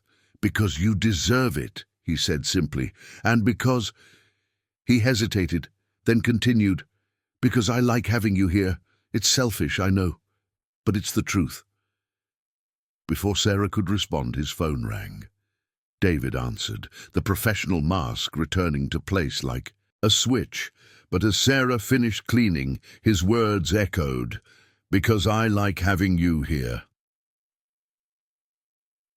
The proposal to cook for the company materialized too quickly. David organized a test meeting for the following week, 12 executives, a full lunch. Sarah spent 3 sleepless nights planning the menu. She wanted to impress, to prove she deserved the chance, but she also wanted to cook food that had meaning, food that told her story. On the day of the lunch, she arrived at the penthouse at 6 in the morning. Lily, still asleep, left with a neighbor from the building who had become a friend. David was already awake, drinking coffee. "Nervous?" he asked. "Terrified," Sarah admitted, tying the apron she had bought especially for the occasion. Simple, navy blue, professional. You're going to crush it. How do you know? Because I've tasted your food. He smiled, small but genuine. Remember the rice pudding you made last month and left a jar in the fridge? Sarah remembered. She had made it for Lily but had prepared too much. I ate it all in 2 days, David confessed. Best rice pudding I've ever had. In life, it reminded me of my grandmother. She made it just like that, with cinnamon sticks and lemon peel. Something warmed in Sarah's chest. It was my mother's recipe. So today, said David, cook as you would for your family, with your heart. The rest will come naturally. Sarah spent the next 5 hours lost in the comforting ritual of cooking. Her hands moved with muscle memory, chopping onions until they turned translucent, sautéing garlic until it perfumed the entire apartment, seasoning the meat with the exact amount of coarse salt her mother taught her. She prepared a traditional stew, but not the heavy restaurant version. Her version, slowly cooked black beans, with smoked sausage, bacon, pork loin, served with fluffy white rice, sautéed collard greens with garlic, crispy egg and bacon farofa, and fresh vinaigrette with ripe tomatoes. For dessert, spoon brigadeiro, bittersweet chocolate mixed with condensed milk to the perfect consistency, neither too firm nor too soft, served in small cups with Belgian sprinkles on top. At 11:30, David came down from the office. He stopped at the kitchen door, just looking. "What's wrong?" Sarah asked, wiping the sweat from her forehead with the back of her hand. "It smells like home," he said, his voice strange. "It smells like home." Something in the way he said that, with such longing, made Sarah's heart tighten. "I hope they like the food too," she said, trying to lighten the moment. The executives arrived at noon. Sarah watched them from the kitchen as David greeted them. Men and women in expensive suits, watches worth more than cars, talking about numbers and profit margins. She served the stew in a large clay dish she found in the highest cupboard of the kitchen, the sides in smaller bowls, everything arranged on the dining table like a feast. The silence that followed when they began to eat was the best compliment. "My God," said a woman in a red blazer, "this reminds me of my grandmother's house in Minas." "Where did you learn to cook like this?" asked an older man, already serving himself a second helping. Sarah, who was discreetly cleaning in the kitchen, felt David looking at her. He stood up. "Sarah," he called, "can you come here for a moment?" Reluctantly, she left the kitchen, wiping her hands on her apron. "Everyone, this is Sarah Johnson, the chef responsible for this amazing meal." 12 pairs of eyes studied her with varying interest. Sarah saw the judgment in some, the simple clothes, the worn apron, the calloused hands of someone who works hard. "Where are you from, Sarah?" asked the woman in the red blazer kindly. "A small town in the countryside of New York." "And where did you learn to cook?" "With my mom. She worked in family homes. I helped her since I was little." "Well," said the older man, cleaning his plate for the 3rd time, "your mom was a master. This is real food, soul, food on the plate." Several others agreed, offering compliments while Sarah stood there uncomfortable with the attention, but also secretly proud. "So it's decided," David said, looking around the table. "Sarah will be our official chef for executive lunches, twice a week, a salary of $5,000 a month, with potential for increases as we expand. $5,000. Added to the $3,000 she was already earning for cleaning, that would be $8,000 a month. It was more money than Sarah had ever made in her life. I accept," she managed to say, her voice trembling. Life changed after that lunch. Sarah cooked in the apartment on Tuesdays and Thursdays, preparing elaborate meals for the executives of Thompson Construction. On Mondays, Wednesdays, and Fridays, she still cleaned, but now the work felt less like charity and more like partnership. And somewhere in that routine, in the mornings they began to share, David working in the office while Sarah cooked below, the smell of coffee and food filling the apartment. They began to truly get to know each other. "Why construction?" Sarah asked one May morning while kneading Italian bread dough. David was sitting at the kitchen island, laptop open, but his eyes kept drifting to her hands working the dough. "My dad," he said, "started the company from scratch. A laborer who became a foreman, who became a contractor, who became a construction company owner. I grew up on construction sites, learned to read blueprints before I read books." "Did you want this? To take over the company?" He hesitated. "I don't know if I wanted to, but it was expected. Only child, obvious heir." A pause. "And you? Did you always want to cook?" "I always wanted to eat," Sarah said, smiling. "Slightly. I grew up poor. My mom worked so much that she sometimes forgot to eat. I learned to cook because someone had to do it." "And your dad?" Sarah's smile disappeared. "He left when I was 5, said he didn't ask to be a dad, that my mum was her problem. She punched the dough with more force than necessary. I never saw him again. I'm sorry." "I'm not." Sarah shaped the dough into a perfect ball. "Men who abandon children don't deserve to be remembered." "And Lily's dad?" Sarah looked at him, surprised by the direct question. "Same story. Different story, same ending." She covered the dough with a clean cloth. "I met David when I was 26. He was a waiter at the restaurant where I cooked. Charming, funny, knew exactly what I wanted to hear." "Did you love him?" "I thought I did. Now I realize I was in love with the idea of him, with what he pretended to be." Sarah wiped her hands. "When I found out I was pregnant, he disappeared. Literally changed his number, his address, vanished." "Jerk," David said with feeling. Sarah laughed without humor. "Yeah, but he gave me Lily, so I don't completely regret it." "You're amazing," David suddenly said. "You know that?" Sarah looked at him confused. "Why?" "Because you've been through all this. Abandonment, poverty, loss, and you still manage to find reasons not to regret it. You still manage. See the bright side." "I have no choice," Sarah said simply. "Bitterness doesn't put food on the table. Resentment doesn't pay rent. So I choose to move on."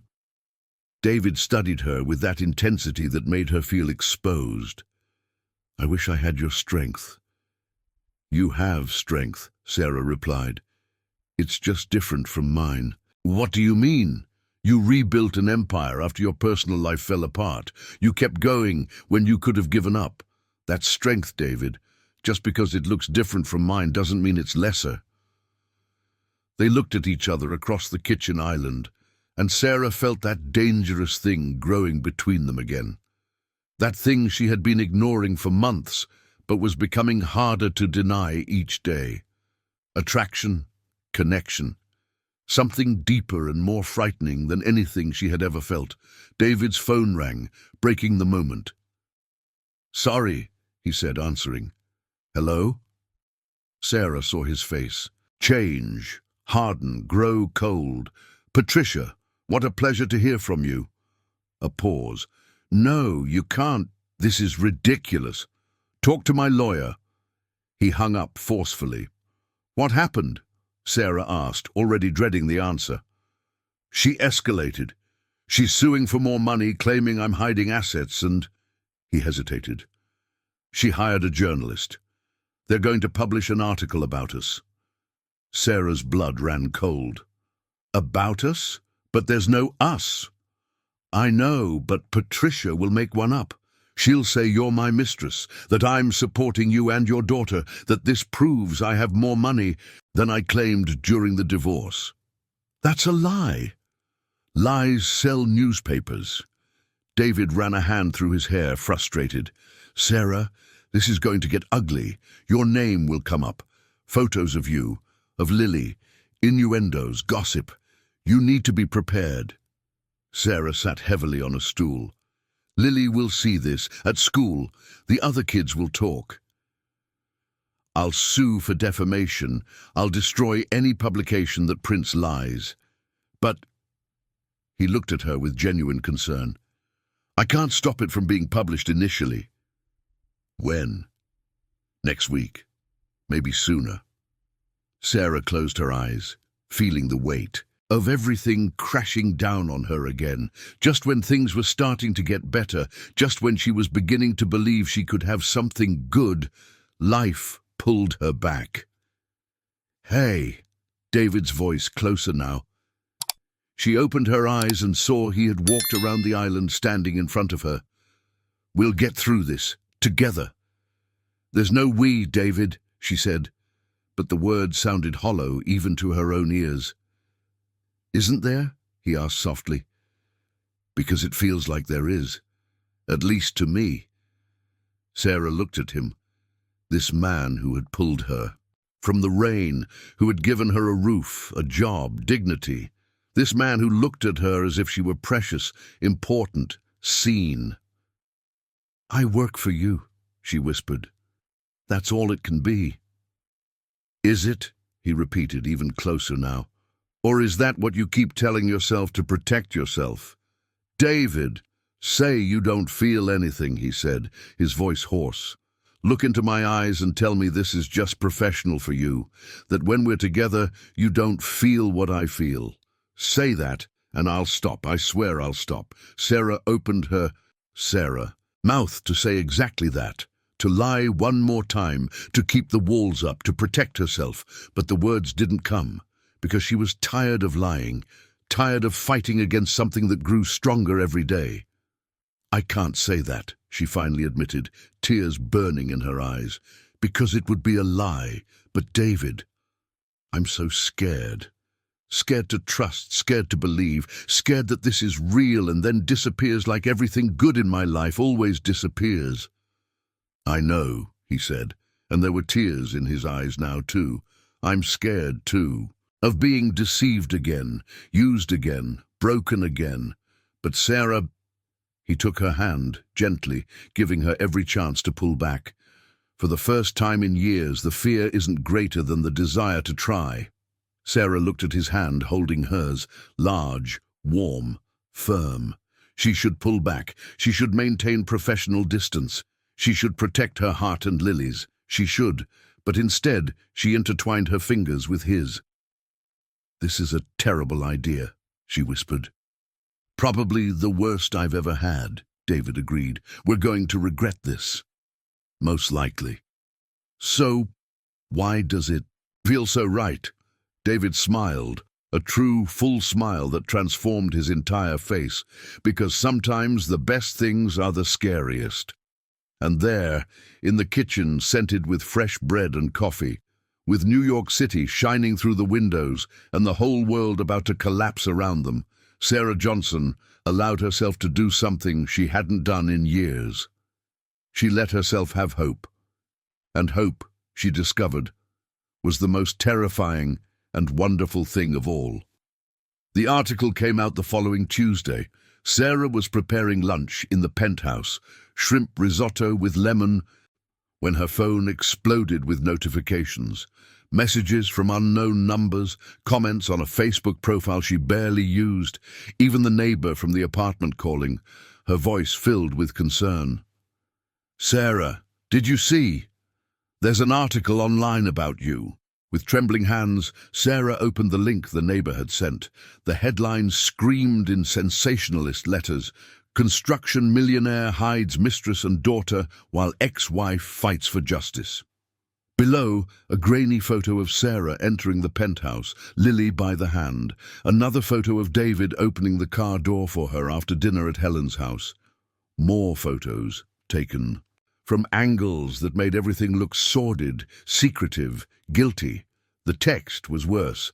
Close sources reveal that David Thompson, 41, CEO of the prestigious Thompson Construction, is maintaining a secret relationship with Sarah Johnson, 32, a former unemployed cook living in an apartment owned Mariana Johnson, a single mother of a 5-year-old girl, allegedly met Thompson under undisclosed circumstances and quickly became part of his life, regularly visiting his luxury penthouse in the upscale neighborhood.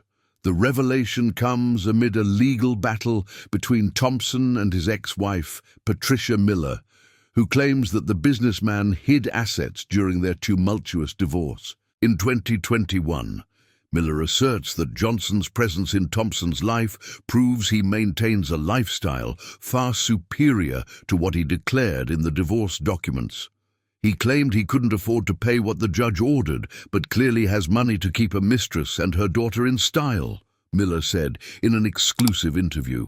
This shows what kind of man he is, a liar and manipulator. Representatives for Thompson did not return our requests for comment. Johnson could not be reached for statements. Mariana read the article 3 times, feeling nausea grow with each word. Mistress, kept woman. As if she was some kind of high-priced prostitute selling her body for housing and money. She rushed to the bathroom and vomited. When she finally managed to stand up, she found David standing in the doorway, his face pale with anger. "I saw the article," he said, his voice tense. "My lawyer is already suing. We're going to destroy that journalist. We will—" "Lily," Mariana cut in, wiping her mouth with toilet paper. "She will see this. The kids at school will talk. The parents will talk. She will be, God, David, my daughter will be bullied because of this." "We won't let that happen," David said firmly. "I'll send a letter to the school explaining the situation, threatening to sue anyone who spreads these lies. I will—" "You don't understand." Mariana stood up abruptly, pushing him out of the bathroom. "It doesn't matter what you do. The stain is already there. People have seen it, judged it, decided who I am." "Then let's prove them wrong." "How?" Mariana shouted, tears now streaming down her face. "How do we prove something that doesn't exist? We're not having an affair. I'm not your mistress. But how do we prove the absence of something? People will always doubt, always whisper." David tried to touch her, but Mariana recoiled. "No," she said, "not now. I need to go. I need to pick up Lily before someone shows this to her." She grabbed her bag and practically ran outside, ignoring David calling her name. The daycare director was waiting when Mariana arrived, breathless and with red eyes. "Mrs. Johnson, can we talk in my office?" Mariana's stomach dropped. The office was small and cramped, with alphabet posters on the walls and the smell of crayons. The director, a woman in her 50s with thick-rimmed glasses, gestured for Mariana to sit. "I saw the article online," she said bluntly. "It's not true," Mariana said immediately. "None of it is true. I work for Mr. Thompson. I clean his house. I cook for business meetings. It's all professional, I swear." "Mrs. Johnson," the director gently interrupted her. "I believe you." Mariana blinked, surprised. "You do?" "Yes. I've known you for 3 months. I've seen how you fight for your daughter, how hard you work, how you never ask for favors or special treatment." She sighed. "But other parents have seen the article. Some have already called, concerned about, well, the influence that Lily might have on the other children." Anger burned hot in Mariana's chest. "Lily is 5 years old. What influence could she have?" "I know, it's ridiculous, but parents can be—" The director searched for the word. "Overprotective, in irrational ways.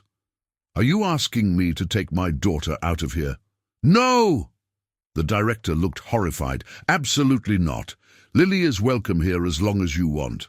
But I'm warning you that there may be discomfort, comments. Other children may say cruel things they've heard from their parents." Mariana closed her eyes, feeling the weight of the world on her shoulders. "I understand. Thank you for the warning." "Mrs. Johnson?" When Mariana looked, the director was smiling gently. "For what it's worth, I think you're an amazing mother.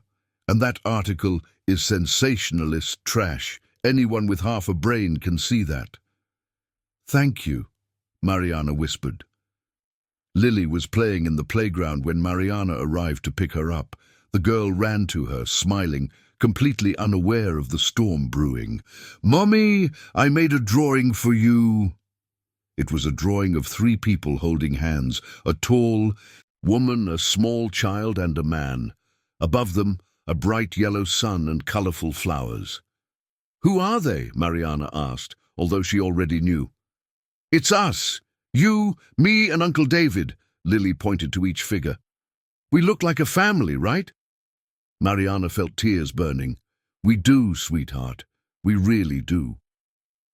That night, after putting Lily to bed, Mariana stayed awake in the dark, staring at the ceiling, her mind spinning. The phone vibrated. A message from David. "I need to see you. Please, can we talk?" Mariana looked at the message for a long time before responding. "It's not a good idea. Not now." The reply came immediately. "I know, but I need to. Please, my driver can pick you up. 10 minutes. Mariana should have said no. She should have kept her distance until the scandal passed. But instead she typed, "Okay, but I can't stay long." She asked her neighbor to watch Lily. The woman agreed without asking questions. God bless her. And went down when David's black car pulled up in front. The driver said nothing during the ride to the upscale neighborhood. Mariana stared out the window, watching New York City pass in a blur of lights. David was waiting at the door of the penthouse when she arrived. He looked exhausted, deep bags under his eyes, hair messy as if he'd run his hands through it 1,000 times, wrinkled shirt. "Come in," he said. The penthouse was dark except for a few low lights. A bottle of whiskey was open on the kitchen counter, a half-full glass beside it. "Are you drinking?" Mariana asked. "Trying," David said with bitter humor. "Not. They're working very well." They fell silent for a moment, the weight of everything that had happened between them. "I spoke with my lawyer," David finally said. "We're going to sue the journalist, the publication, Patricia. We're going to demand a full retraction, substantial damages. That doesn't matter," interrupted Sarah. "What?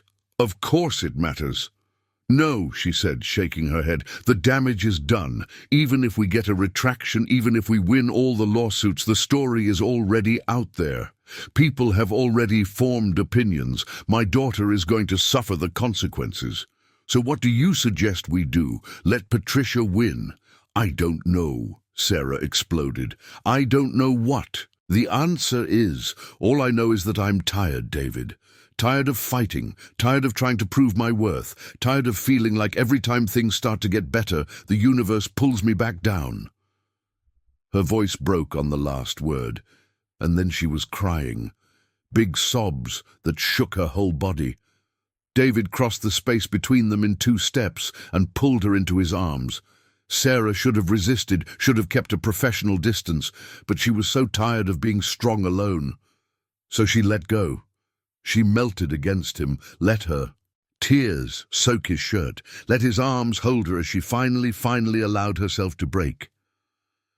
"I'm sorry," David said against her hair. "I'm sorry for dragging you into this. You were right from the start. Knowing me only brought trouble." "No," Sarah said, pulling back enough to look at him. "Don't say that. Knowing you gave me hope again. Made me believe that maybe, just maybe, I could have something good." "You deserve something good," David said, wiping her tears away with his thumbs. "You deserve all the good things." "Then why does it always seem so hard?" "I don't know, but I know I'm not going to give up on you, on us, on whatever this is." He held her face between his hands. "Unless you want me to give up. If you want me to go away, say it now. I will. I swear I will."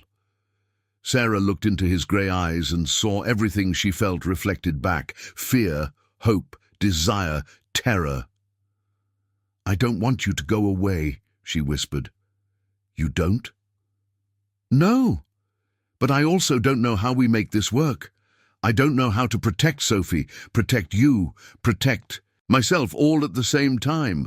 "Then we don't do it all alone," David said. "We do it together, one step at a time."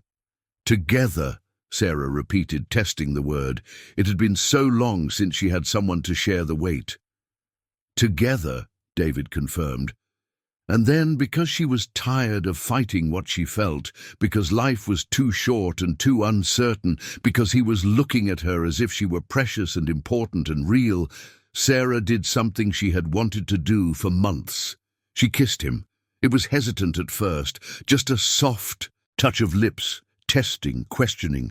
But when David sighed against her mouth and pulled her closer, something inside her ignited. The kiss deepened, years of loneliness and longing pouring into a moment. David's hands on her waist, hair, back, hers gripping his shirt, pulling him closer, never close enough. When they finally broke apart, both were breathless. "This changes everything," Sarah said. "I know. It makes everything more complicated. I know. We might regret it. I know." David touched his forehead to hers. "But I don't regret it now, do I?" "No," Sarah admitted. "I should, but I don't." They stayed like that for a long moment, just holding each other in the dark penthouse. "I need to go back," Sarah finally said. "Sophie will wake up in a few hours." "I know." David kissed her again, softly this time, almost reverently. "Tomorrow. We'll figure everything out tomorrow, but today," he smiled, small but genuine, "today let me have this moment." "Tomorrow," Sarah agreed. But as the driver took her back to the trendy area, with her lips still tingling from the kiss, Sarah wondered what kind of storm they had just unleashed. Because kissing David Thompson was not just a kiss, it was a declaration, a choice, a line crossed that could not be uncrossed. And when the world found out, because worlds always found out, there would be consequences. Sarah just hoped they were ready to face them. The storm arrived faster than anyone expected. The next morning, Sarah woke up to her phone exploding again. But this time, it wasn't just messages from acquaintances and unknown numbers. It was Sophie's school. Sarah answered with trembling hands.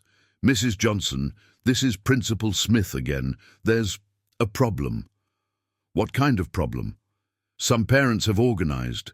They've created a petition, asking for Sophie to be removed from the daycare." The world seemed to stop. "What?" "It's absurd, I know. I've already told them it's illegal, discriminatory, and completely—" "How many parents?" Sarah interrupted, her voice mechanically calm. 15, out of 40 families. "But Mrs. Johnson, that doesn't mean—" Sarah hung up. 15 families wanted her 5-year-old daughter removed from a daycare because of lies in a gossip article. 15 people looked at an innocent child and saw, what? Something dirty? Something wrong? Something that needed to be excluded? She looked at Sophie sleeping peacefully in her princess bed, completely unaware of the hatred directed at her, and Sarah made a decision. She picked up the phone and called David. He answered on the first ring. "Sarah, what?" "We're going to hold a press conference," she said, her voice firm despite her racing heart. "We're going to tell the truth, all of it, how we met, the agreement we made, everything. Are you sure? This will expose you completely." "I'm already exposed," Sarah said. "But I'm being exposed with lies. I'd rather be exposed with the truth." A pause. "And David, we're doing this together, you and me, side by side. Because if we're going to face this storm, we're going to face it the way you said." "What way?" "Together." The silence on the other end of the line was heavy with emotion. "Together," David finally agreed. "I'll call my press secretary. We'll set it up for tomorrow." "Tomorrow," Sarah repeated. After hanging up, she allowed herself a moment of absolute fear. Then she took a deep breath, squared her shoulders, and woke her daughter for another day. Because that's what Sarah Johnson did. She moved forward, always. The press conference was scheduled for Thursday at 11 in the morning. In the auditorium of Thompson Construction, David insisted on controlling the environment, and Sarah agreed. If they were going to do this, They would do it right. Claire, David's secretary, organized everything with military efficiency. A long table in front, chairs for journalists, TV cameras, microphones. It felt like the kind of event that changed lives, and it probably would. Sarah spent Wednesday morning being prepared by an image consultant that David hired, an elegant woman in her 50s named Beatrice, who looked at Sarah's limited wardrobe without judgment. "What do you usually wear to work?" Beatrice asked. "Jeans, a simple top, nothing special." "Perfect. That's exactly what we'll use." She picked out Sarah's newest jeans and a navy blue top. "We want you to look exactly who you are, a hard-working, honest, authentic woman, no trying to look rich or different." "I couldn't even if I wanted to," Sarah said with bitter humor.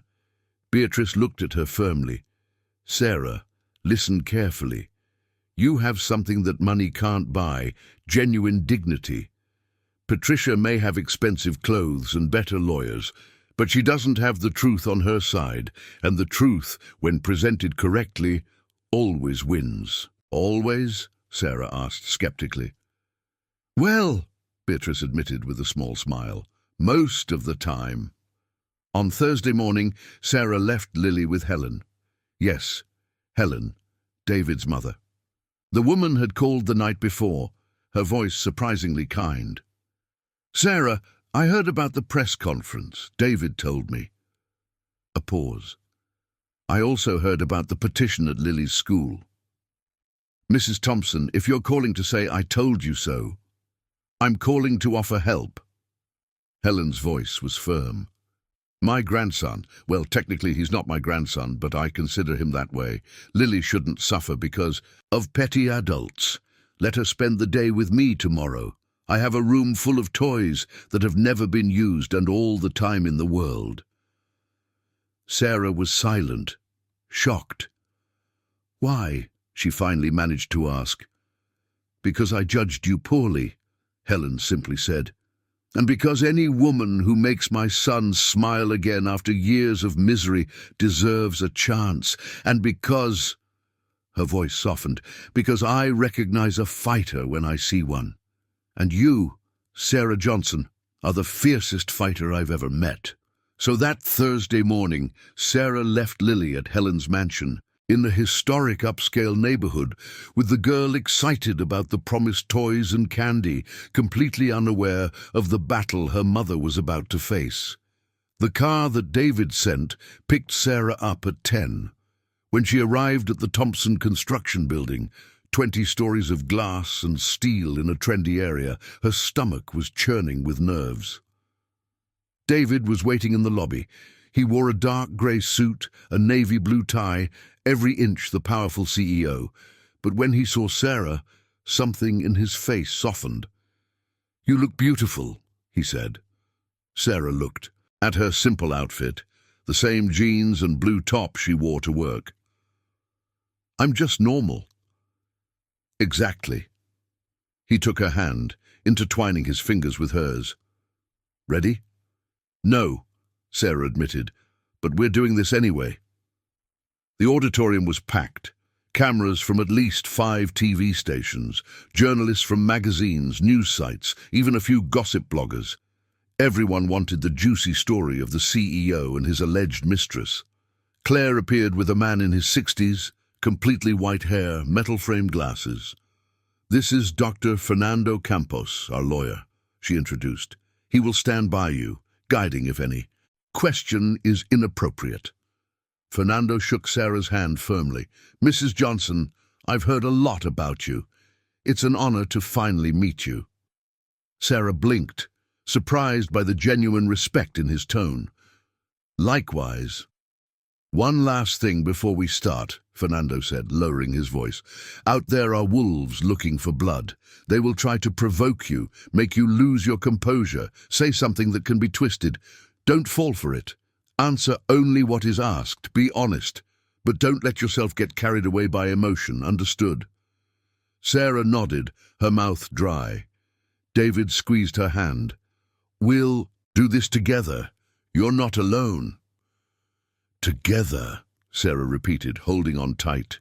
They entered the auditorium hand in hand, a silent statement that Sarah knew would be headline news in all the publications by the end of the day. The flash of cameras was blinding, voices shouting questions even before they sat down. "Mr. Thompson, is it true that you hid assets during the divorce? Sarah, how much does he pay you? How long have you been having an affair?" Fernando raised his hands. "Please silence. We will make a statement, then open the floor for ordered questions. Any journalist who continues shouting will be removed." Silence gradually fell. David cleared his throat, stepping up to the microphone. "Thank you for coming. We called this press conference to clarify lies that have been published about me and about Sarah Johnson." He paused, looking directly into the cameras. "The truth is simple but important. I met Sarah in January of this year, during a night of heavy rain on Main Street. She and her 5-year-old daughter were homeless, sleeping on the street." Murmurs erupted in the auditorium. David continued, his voice steady. "I offered help. I had a vacant apartment and needed someone to maintain my penthouse. I proposed a deal, housing in exchange for work. Sarah accepted, set clear boundaries, and has been working honestly ever since. In the past few months, I also hired her as a chef to prepare meals for my company's meetings. Every cent paid is documented, declared, completely legal." He turned to Sarah encouragingly. She took a deep breath and spoke into the microphone, her voice trembling slightly at first, but becoming steadier. "My name is Sarah Johnson. I am 32 years old. I'm a single mother of a girl named Lily. Last December, I lost my job as a chef. 2 weeks later, I was evicted from the shared apartment where I lived. I spent 3 weeks on the streets of New York City with my daughter, looking for work, looking for housing, being rejected everywhere." Her voice broke slightly, but she continued.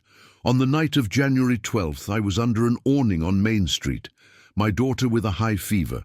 When David stopped his car, I was scared. I had every right to be scared. A woman alone with a child, a stranger offering help. But he was kind, respectful. He gave me a choice, not an order." She looked at David and saw pride shining in his eyes.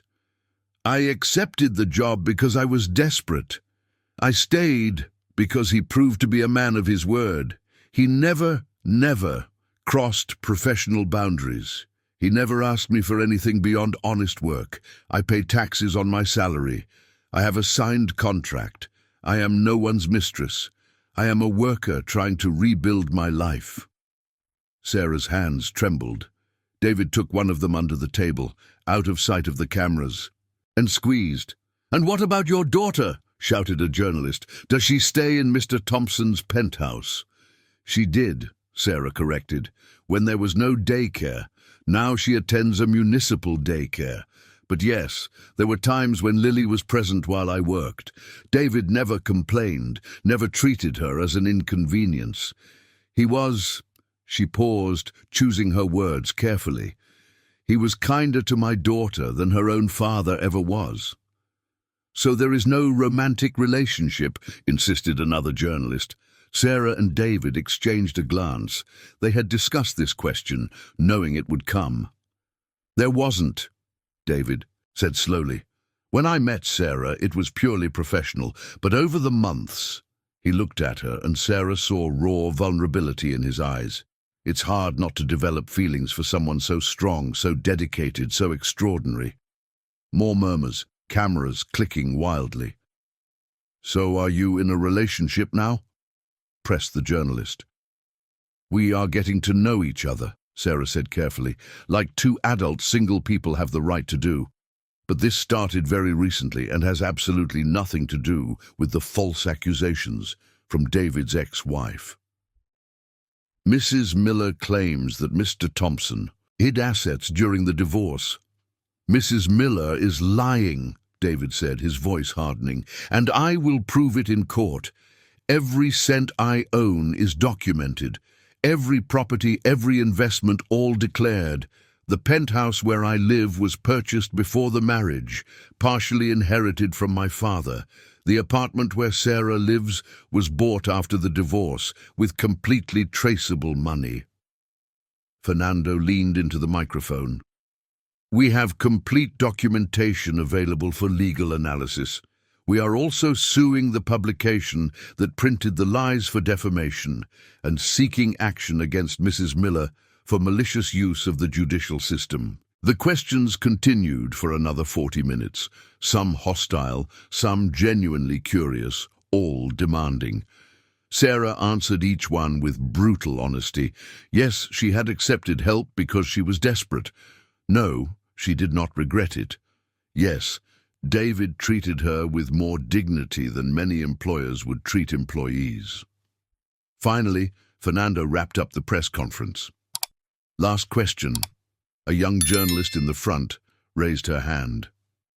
"Sarah, what would you say to those who still believe you are an opportunist?" Sarah looked directly into the cameras, thinking of all who doubted her, judged her, spread lies. "I would say I understand the skepticism. We live in a world where people lie, manipulate, use others. But we also live in a world where sometimes, genuine kindness exists. Where broken people find other broken people and help each other heal." Her voice grew stronger. "I don't need anyone's approval. I don't need them to believe me. I know who I am. I know what I survived. And I know that when my daughter is old enough to understand all of this, I will be able to look her in the eyes and honestly say, Mommy never lied, never deceived, never sold her dignity. Mommy worked hard, accepted help when offered, and never felt ashamed to fight for a better life." The silence that followed was absolute. Then, slowly, someone in the back began to clap. Another joined in, and another. It wasn't everyone. Some journalists remained skeptically silent, but it was enough. David squeezed her hand under the table, and when Sarah looked at him, she saw something that made her heart tighten. Pride, admiration, and something deeper that she still feared to name. The fallout was immediate and divided. Half of the internet defended her, calling her a heroine, an example of resilience, a victim of sensationalist journalism. The other half still doubted, looking for loopholes in the story, claiming it was all staged. But three things changed. First, the publication that printed the original article issued a full retraction, admitting that it had not properly fact-checked. Second, the petition from the parents at Lily's daycare was rejected by the municipal administration, with threats of a lawsuit for discrimination if they continued. Third, 2 restaurants in New York City reached out offering Sarah positions as a chef. Good restaurants with competitive salaries. "You should accept one of them," David said that night when they met in the penthouse after picking up Lily from Helen's house. Sarah was cooking dinner, simple pasta with homemade tomato sauce that Lily loved, while David sat on the stool at the island watching. "Why?" she asked, stirring the sauce. "Because it's a better opportunity, a real restaurant, chances for growth. You shouldn't waste your talent cleaning my house." Sarah turned to face him. "And what if I enjoy cleaning your house?" "Sarah!" "I'm not saying this because I feel obligated," she interrupted. "I'm saying this because it's true. Cooking for your executives, cleaning this space, makes me feel useful, important, and I can set my own schedule, be there for Lily." "But, David," she stepped closer, stopping on the other side of the island. "Let me make my own choices, not because I need the money or because I feel indebted, but because I want to. For the first time in years, I have work that I respect and an employer who respects me back." David looked at her for a long moment. "You're impossible," he finally said. "I know. Stubborn. I know that, too. Incredible," he finished smiling. "Completely incredible." Lily came running from the living room, where she had been watching cartoons. "Mommy, is dinner ready?" "Almost, sweetheart. Just 5 more minutes. Can I eat with Uncle David?" Sarah looked at David, questioning. They still hadn't defined exactly what they were to each other, what role he would have in Lily's life. "Of course you can," David said, opening his arms. Lily jumped into his lap without hesitation, settling in as if she had always done this. "Actually, I was waiting to be invited." "Do you live here?" Lily asked with the honest curiosity of a child. "I do." "And does Mommy work here?" "She does." Lily processed this, then announced, "When I grow up, I want to work here too. That way we can all be together." David looked at Sarah over Lily's head, and there was something so soft, so hopeful in his expression that Sarah felt tears threatening. "That would be great," he said to Lily, "the best job in the world." They had dinner together, the three of them around the large table that usually sat empty, Lily chattering about her day with Helen, who apparently let the girl make chocolate truffles and took her to see ducks in the park, David telling funny stories about construction that made Lily laugh. And Sarah watched, storing this moment in her memory as something precious. Because this is what family looked like. And for the first time in her life, Sarah Johnson allowed herself to imagine that maybe, just maybe, this could be hers. Forever. Not just for now, not just until the next disaster happened, but for real, permanently. Hope was terrifying. But as she watched David make paper airplanes with the napkin to entertain Lily, as she heard her daughter's laughter echo through the penthouse that was starting to feel like a home, Sarah decided it was worth the risk. Some dreams, she realized, were worth fighting for, even when, especially when, they seemed impossible. June arrived, bringing a dry chill that left New York City shrouded in morning fog. Sarah was waking up early now, not out of necessity but by choice. She enjoyed watching the sunrise paint the sky orange and pink through the apartment window. 3 months had passed since the press conference. 3 months of slow rebuilding, of wary glances gradually turning into acceptance, of whispers dying into silence. Patricia had lost the case. The judge not only dismissed her allegations, but admonished her for malicious use of the judicial system. David's ex-wife had disappeared from the headlines, defeated and discredited, but the victory left a bitter taste. Because during the battle something more important had been revealed. David was in love with her. He hadn't said those exact words, but Sarah saw it in the small gestures, the way he always remembered she preferred coffee without sugar, how he bought the green apples that Lily loved without anyone asking, how his eyes searched for her in any room as if she were the only person that mattered. And Sarah, despite all her fear and resistance, knew the truth she had been denying for months. She was in love too, but love didn't pay the bills. Love didn't guarantee a future. And love, in Sarah's experience, had a cruel tendency to disappear just when you needed it most. "You're overthinking again," David said, making her jump. It was a Friday morning, and she was in the penthouse preparing a special lunch. Traditional stew for an important company meeting. David should have been at the office, but he showed up early, still, in home clothes, sweatpants and a t-shirt, his hair messy. "I'm not," Sarah lied, going back to chopping the kale. "You are. I can see it in the wrinkles between your brows." He stepped closer, stopping behind her, so close she could feel his warmth. "What's bothering you?" "Nothing." "Sarah." She sighed, dropping the knife. "Everything. I'm worried about everything. About Lily, about how long this will last, about what happens when you realize you could have someone better, more educated, someone at your level." "Stop!" David cut her off, gently turning her to face him. "There is no someone better. There is you. You're all I want. You say that now, and I will keep saying it. Tomorrow, next month, next year." He held her face in his hands. "When are you going to understand? I'm not here out of pity or obligation. I'm here because you made me feel alive again." Sarah closed her eyes, allowing herself to believe for a moment. "I'm so scared," she whispered. "I know. So am I." David touched his forehead to hers. "But you know what I've realized. Fear only wins if we let it, and I'm tired of letting fear decide my life." Before Sarah could respond, her phone rang. She answered, still in his arms. "Hello? Mrs. Johnson?" An unfamiliar female voice. "My name is Julia Ferreira. I'm a producer for the talk show. We would like to invite you for an interview."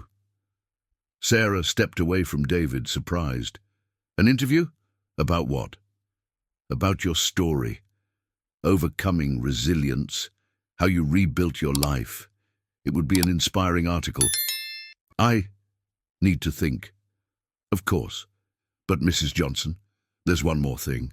We've received dozens of messages from women who saw your press conference. Women in similar situations. Unemployed, homeless, struggling, alone. They want to know how you did it. They want hope." Sarah felt something tighten in her chest. "Tell them it wasn't easy, that it's still not easy, but that it's worth it. Fight." "You say it yourself," suggested Julia, "in the interview, Monday at 10 in the morning. We have a car that can pick you up." After a few seconds of hesitation, Sarah agreed. When she hung up, David was smiling. "You're going to do it," he said. "I will. I think so." Sarah looked at him. "But I want to make one thing clear. I will tell my story, the part about being on the streets, about fighting, about rebuilding, but I won't turn this into a fairy tale about being saved by a rich prince." "That wouldn't make sense anyway," David said. "Because you saved yourself. I just was in the right place at the right time. You did more than that. Maybe, but the strength, the courage, the refusal to give up, that was all you." The interview on Monday was both terrifying and cathartic. The talk show host was warm and kind, asking questions that allowed Sarah to tell her story. In her own words, she spoke about growing up poor, about losing her mom, about being abandoned while pregnant, about the weeks on the streets. "What would you say to women who are going through this right now?" the host asked. Sarah looked directly into the camera. "I would say that I know what it's like to wake up not knowing where the next meal will come from. I know what it's like to have so little that a pair of worn-out shoes is too precious to throw away. I know what it's like to look at your child and feel completely powerless." Her voice broke, but she continued, "But I also know that you are stronger than you think, that every day you wake up and keep trying is a victory, that accepting help is not weakness, it's survival, and that no matter how dark it seems now, there is always a chance for light to come through." "And when did the light come for you?" the host gently asked. "On a rainy night in January," Sarah said, "when a stranger stopped his car and offered a choice. Not a rescue, not a magic solution, but a choice. Work for housing, dignity for opportunity. And you accepted." "I did. With fear, with doubt, but I accepted, because the alternative was to give up, and giving up was never an option." The interview went viral. Within 24 hours, clips were all over social media, thousands of comments from women sharing their own stories of struggle. And then the calls started. Companies wanting to hire Sarah as a motivational speaker, magazines requesting interviews, a publisher offering a contract to write a book about her experience. "This is crazy," Sarah said to David that night, sitting on the sofa of the penthouse surrounded by papers, offers, contracts, proposals. "Last week I was a nobody. Today I have people offering money to hear my story." "Your story matters," David said, sitting beside her. "It inspires people. It gives hope. But I'm not special. Thousands of women go through what I went through." "Exactly. And now they have a voice. You." Sarah looked at all the papers, feeling the weight of responsibility. "I don't know if I'm ready for this."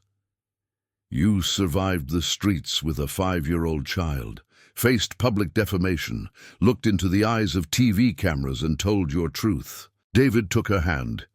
You are more than ready. But not everything was getting better. By the end of June, Thompson Construction faced a crisis.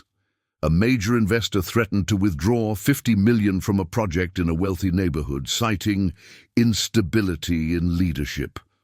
Sarah found out through Claire, who called late on a Friday night, her voice tense. "It's because of you," the secretary said bluntly. "Sorry to be direct, but you need to know. The investor is conservative, old-fashioned. He doesn't like David's situation being involved with the housekeeper," he said. "He thinks it hurts the company's image." Sarah felt nauseous. "Does David know?" "He does. He's in the meeting right now, trying to save the business. But Sarah—" Claire hesitated. "If we lose this investment, the whole project collapses. 200 jobs lost. The company takes a huge financial hit. What does he need to do to save it?" "Officially, present a more stable image, traditionalist." Unsaid, without Sarah. "I understand," Sarah said, her voice mechanically calm. "Thank you for letting me know." She hung up and sat in the dark of the apartment that David had given her. Nothing more than another form of control, a voice whispered in her head, and faced the truth she had been avoiding. Her presence in David's life was costing him dearly, not just socially, but financially, professionally, in all the ways that mattered to a man like him. When David finally called at 11 that night, Sarah answered on the first ring. "How did it go?" she asked. "Not well. The investor, he maintained his position, said he won't invest while my personal life is disorganized." David sounded exhausted.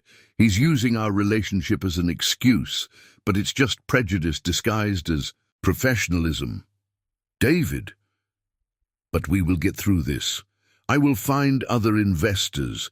It may take time, but what if you didn't have to look for other investors?" Sarah interrupted. "What if you could just solve the problem?" Silence on the other end. "Sarah, if you're suggesting what I think you're suggesting, I'm suggesting that maybe they're right. Maybe our relationship really complicates things for you." "I don't care." "But I care." Sarah stood up, walking to the window. Outside, New York City sparkled with millions of lights. "I don't want to be the reason you lose business, lose respect, lose everything you've built. You're not—" "I am. Admit it. Since I came into your life, it's been one mess after another. Patricia, the press, now your investors. When does it end?" "When people stop judging," David said, his voice growing firmer. "When the world realizes that who I love is none of their business." Sarah froze. "What did you just say?" A long pause. "You heard." "David, I love you, Sarah." The words came out in a torrent. "I love your strength, your honesty, the way you fight for Sophie, how you refuse to give up even when everything is against you. I love how you make coffee extra strong in the mornings." Tears streamed down Sarah's face. "You shouldn't love me. I'm just going to hurt you. You're already hurting me by pulling away, by suggesting we should end things before they even truly begin. That hurts more than any lost investment. But the project can be saved in other ways. But us?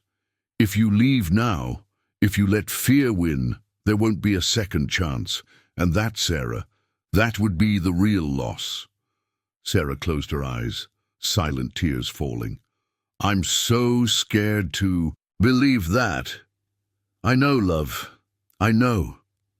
His voice softened. "But let me prove it.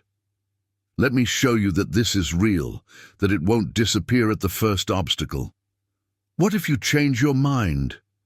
What if you wake up one day and realize you could have someone easier, more convenient?" "I don't want easy," David said. "I want you, with all the complications, all the challenges, everything, because you are worth every difficulty." Sarah sobbed, her free hand clutching her chest where her heart beat painfully. "I love you too," she finally whispered. "I'm so scared to say it, but it's true. I love you, and that terrifies me. I'll come over. It's midnight. I don't care. I need to see you. I need to hold you, please. Lily is sleeping. Then I'll be quiet." A pause. "Please, Sarah, let me be with you." "Okay," she relented. "Come." 20 minutes later, David was at the door of the apartment. She opened it, and he stepped in, immediately pulling her into his arms. They stood like that for a long time, just holding each other in the narrow hallway, the world silent, except for their shared breathing. "I'm sorry," Sarah whispered against his chest, "for doubting, for being afraid." "Don't apologize for feeling," David said, kissing the top of her head. "Just don't give up on us. Not yet." "I won't give up," she promised.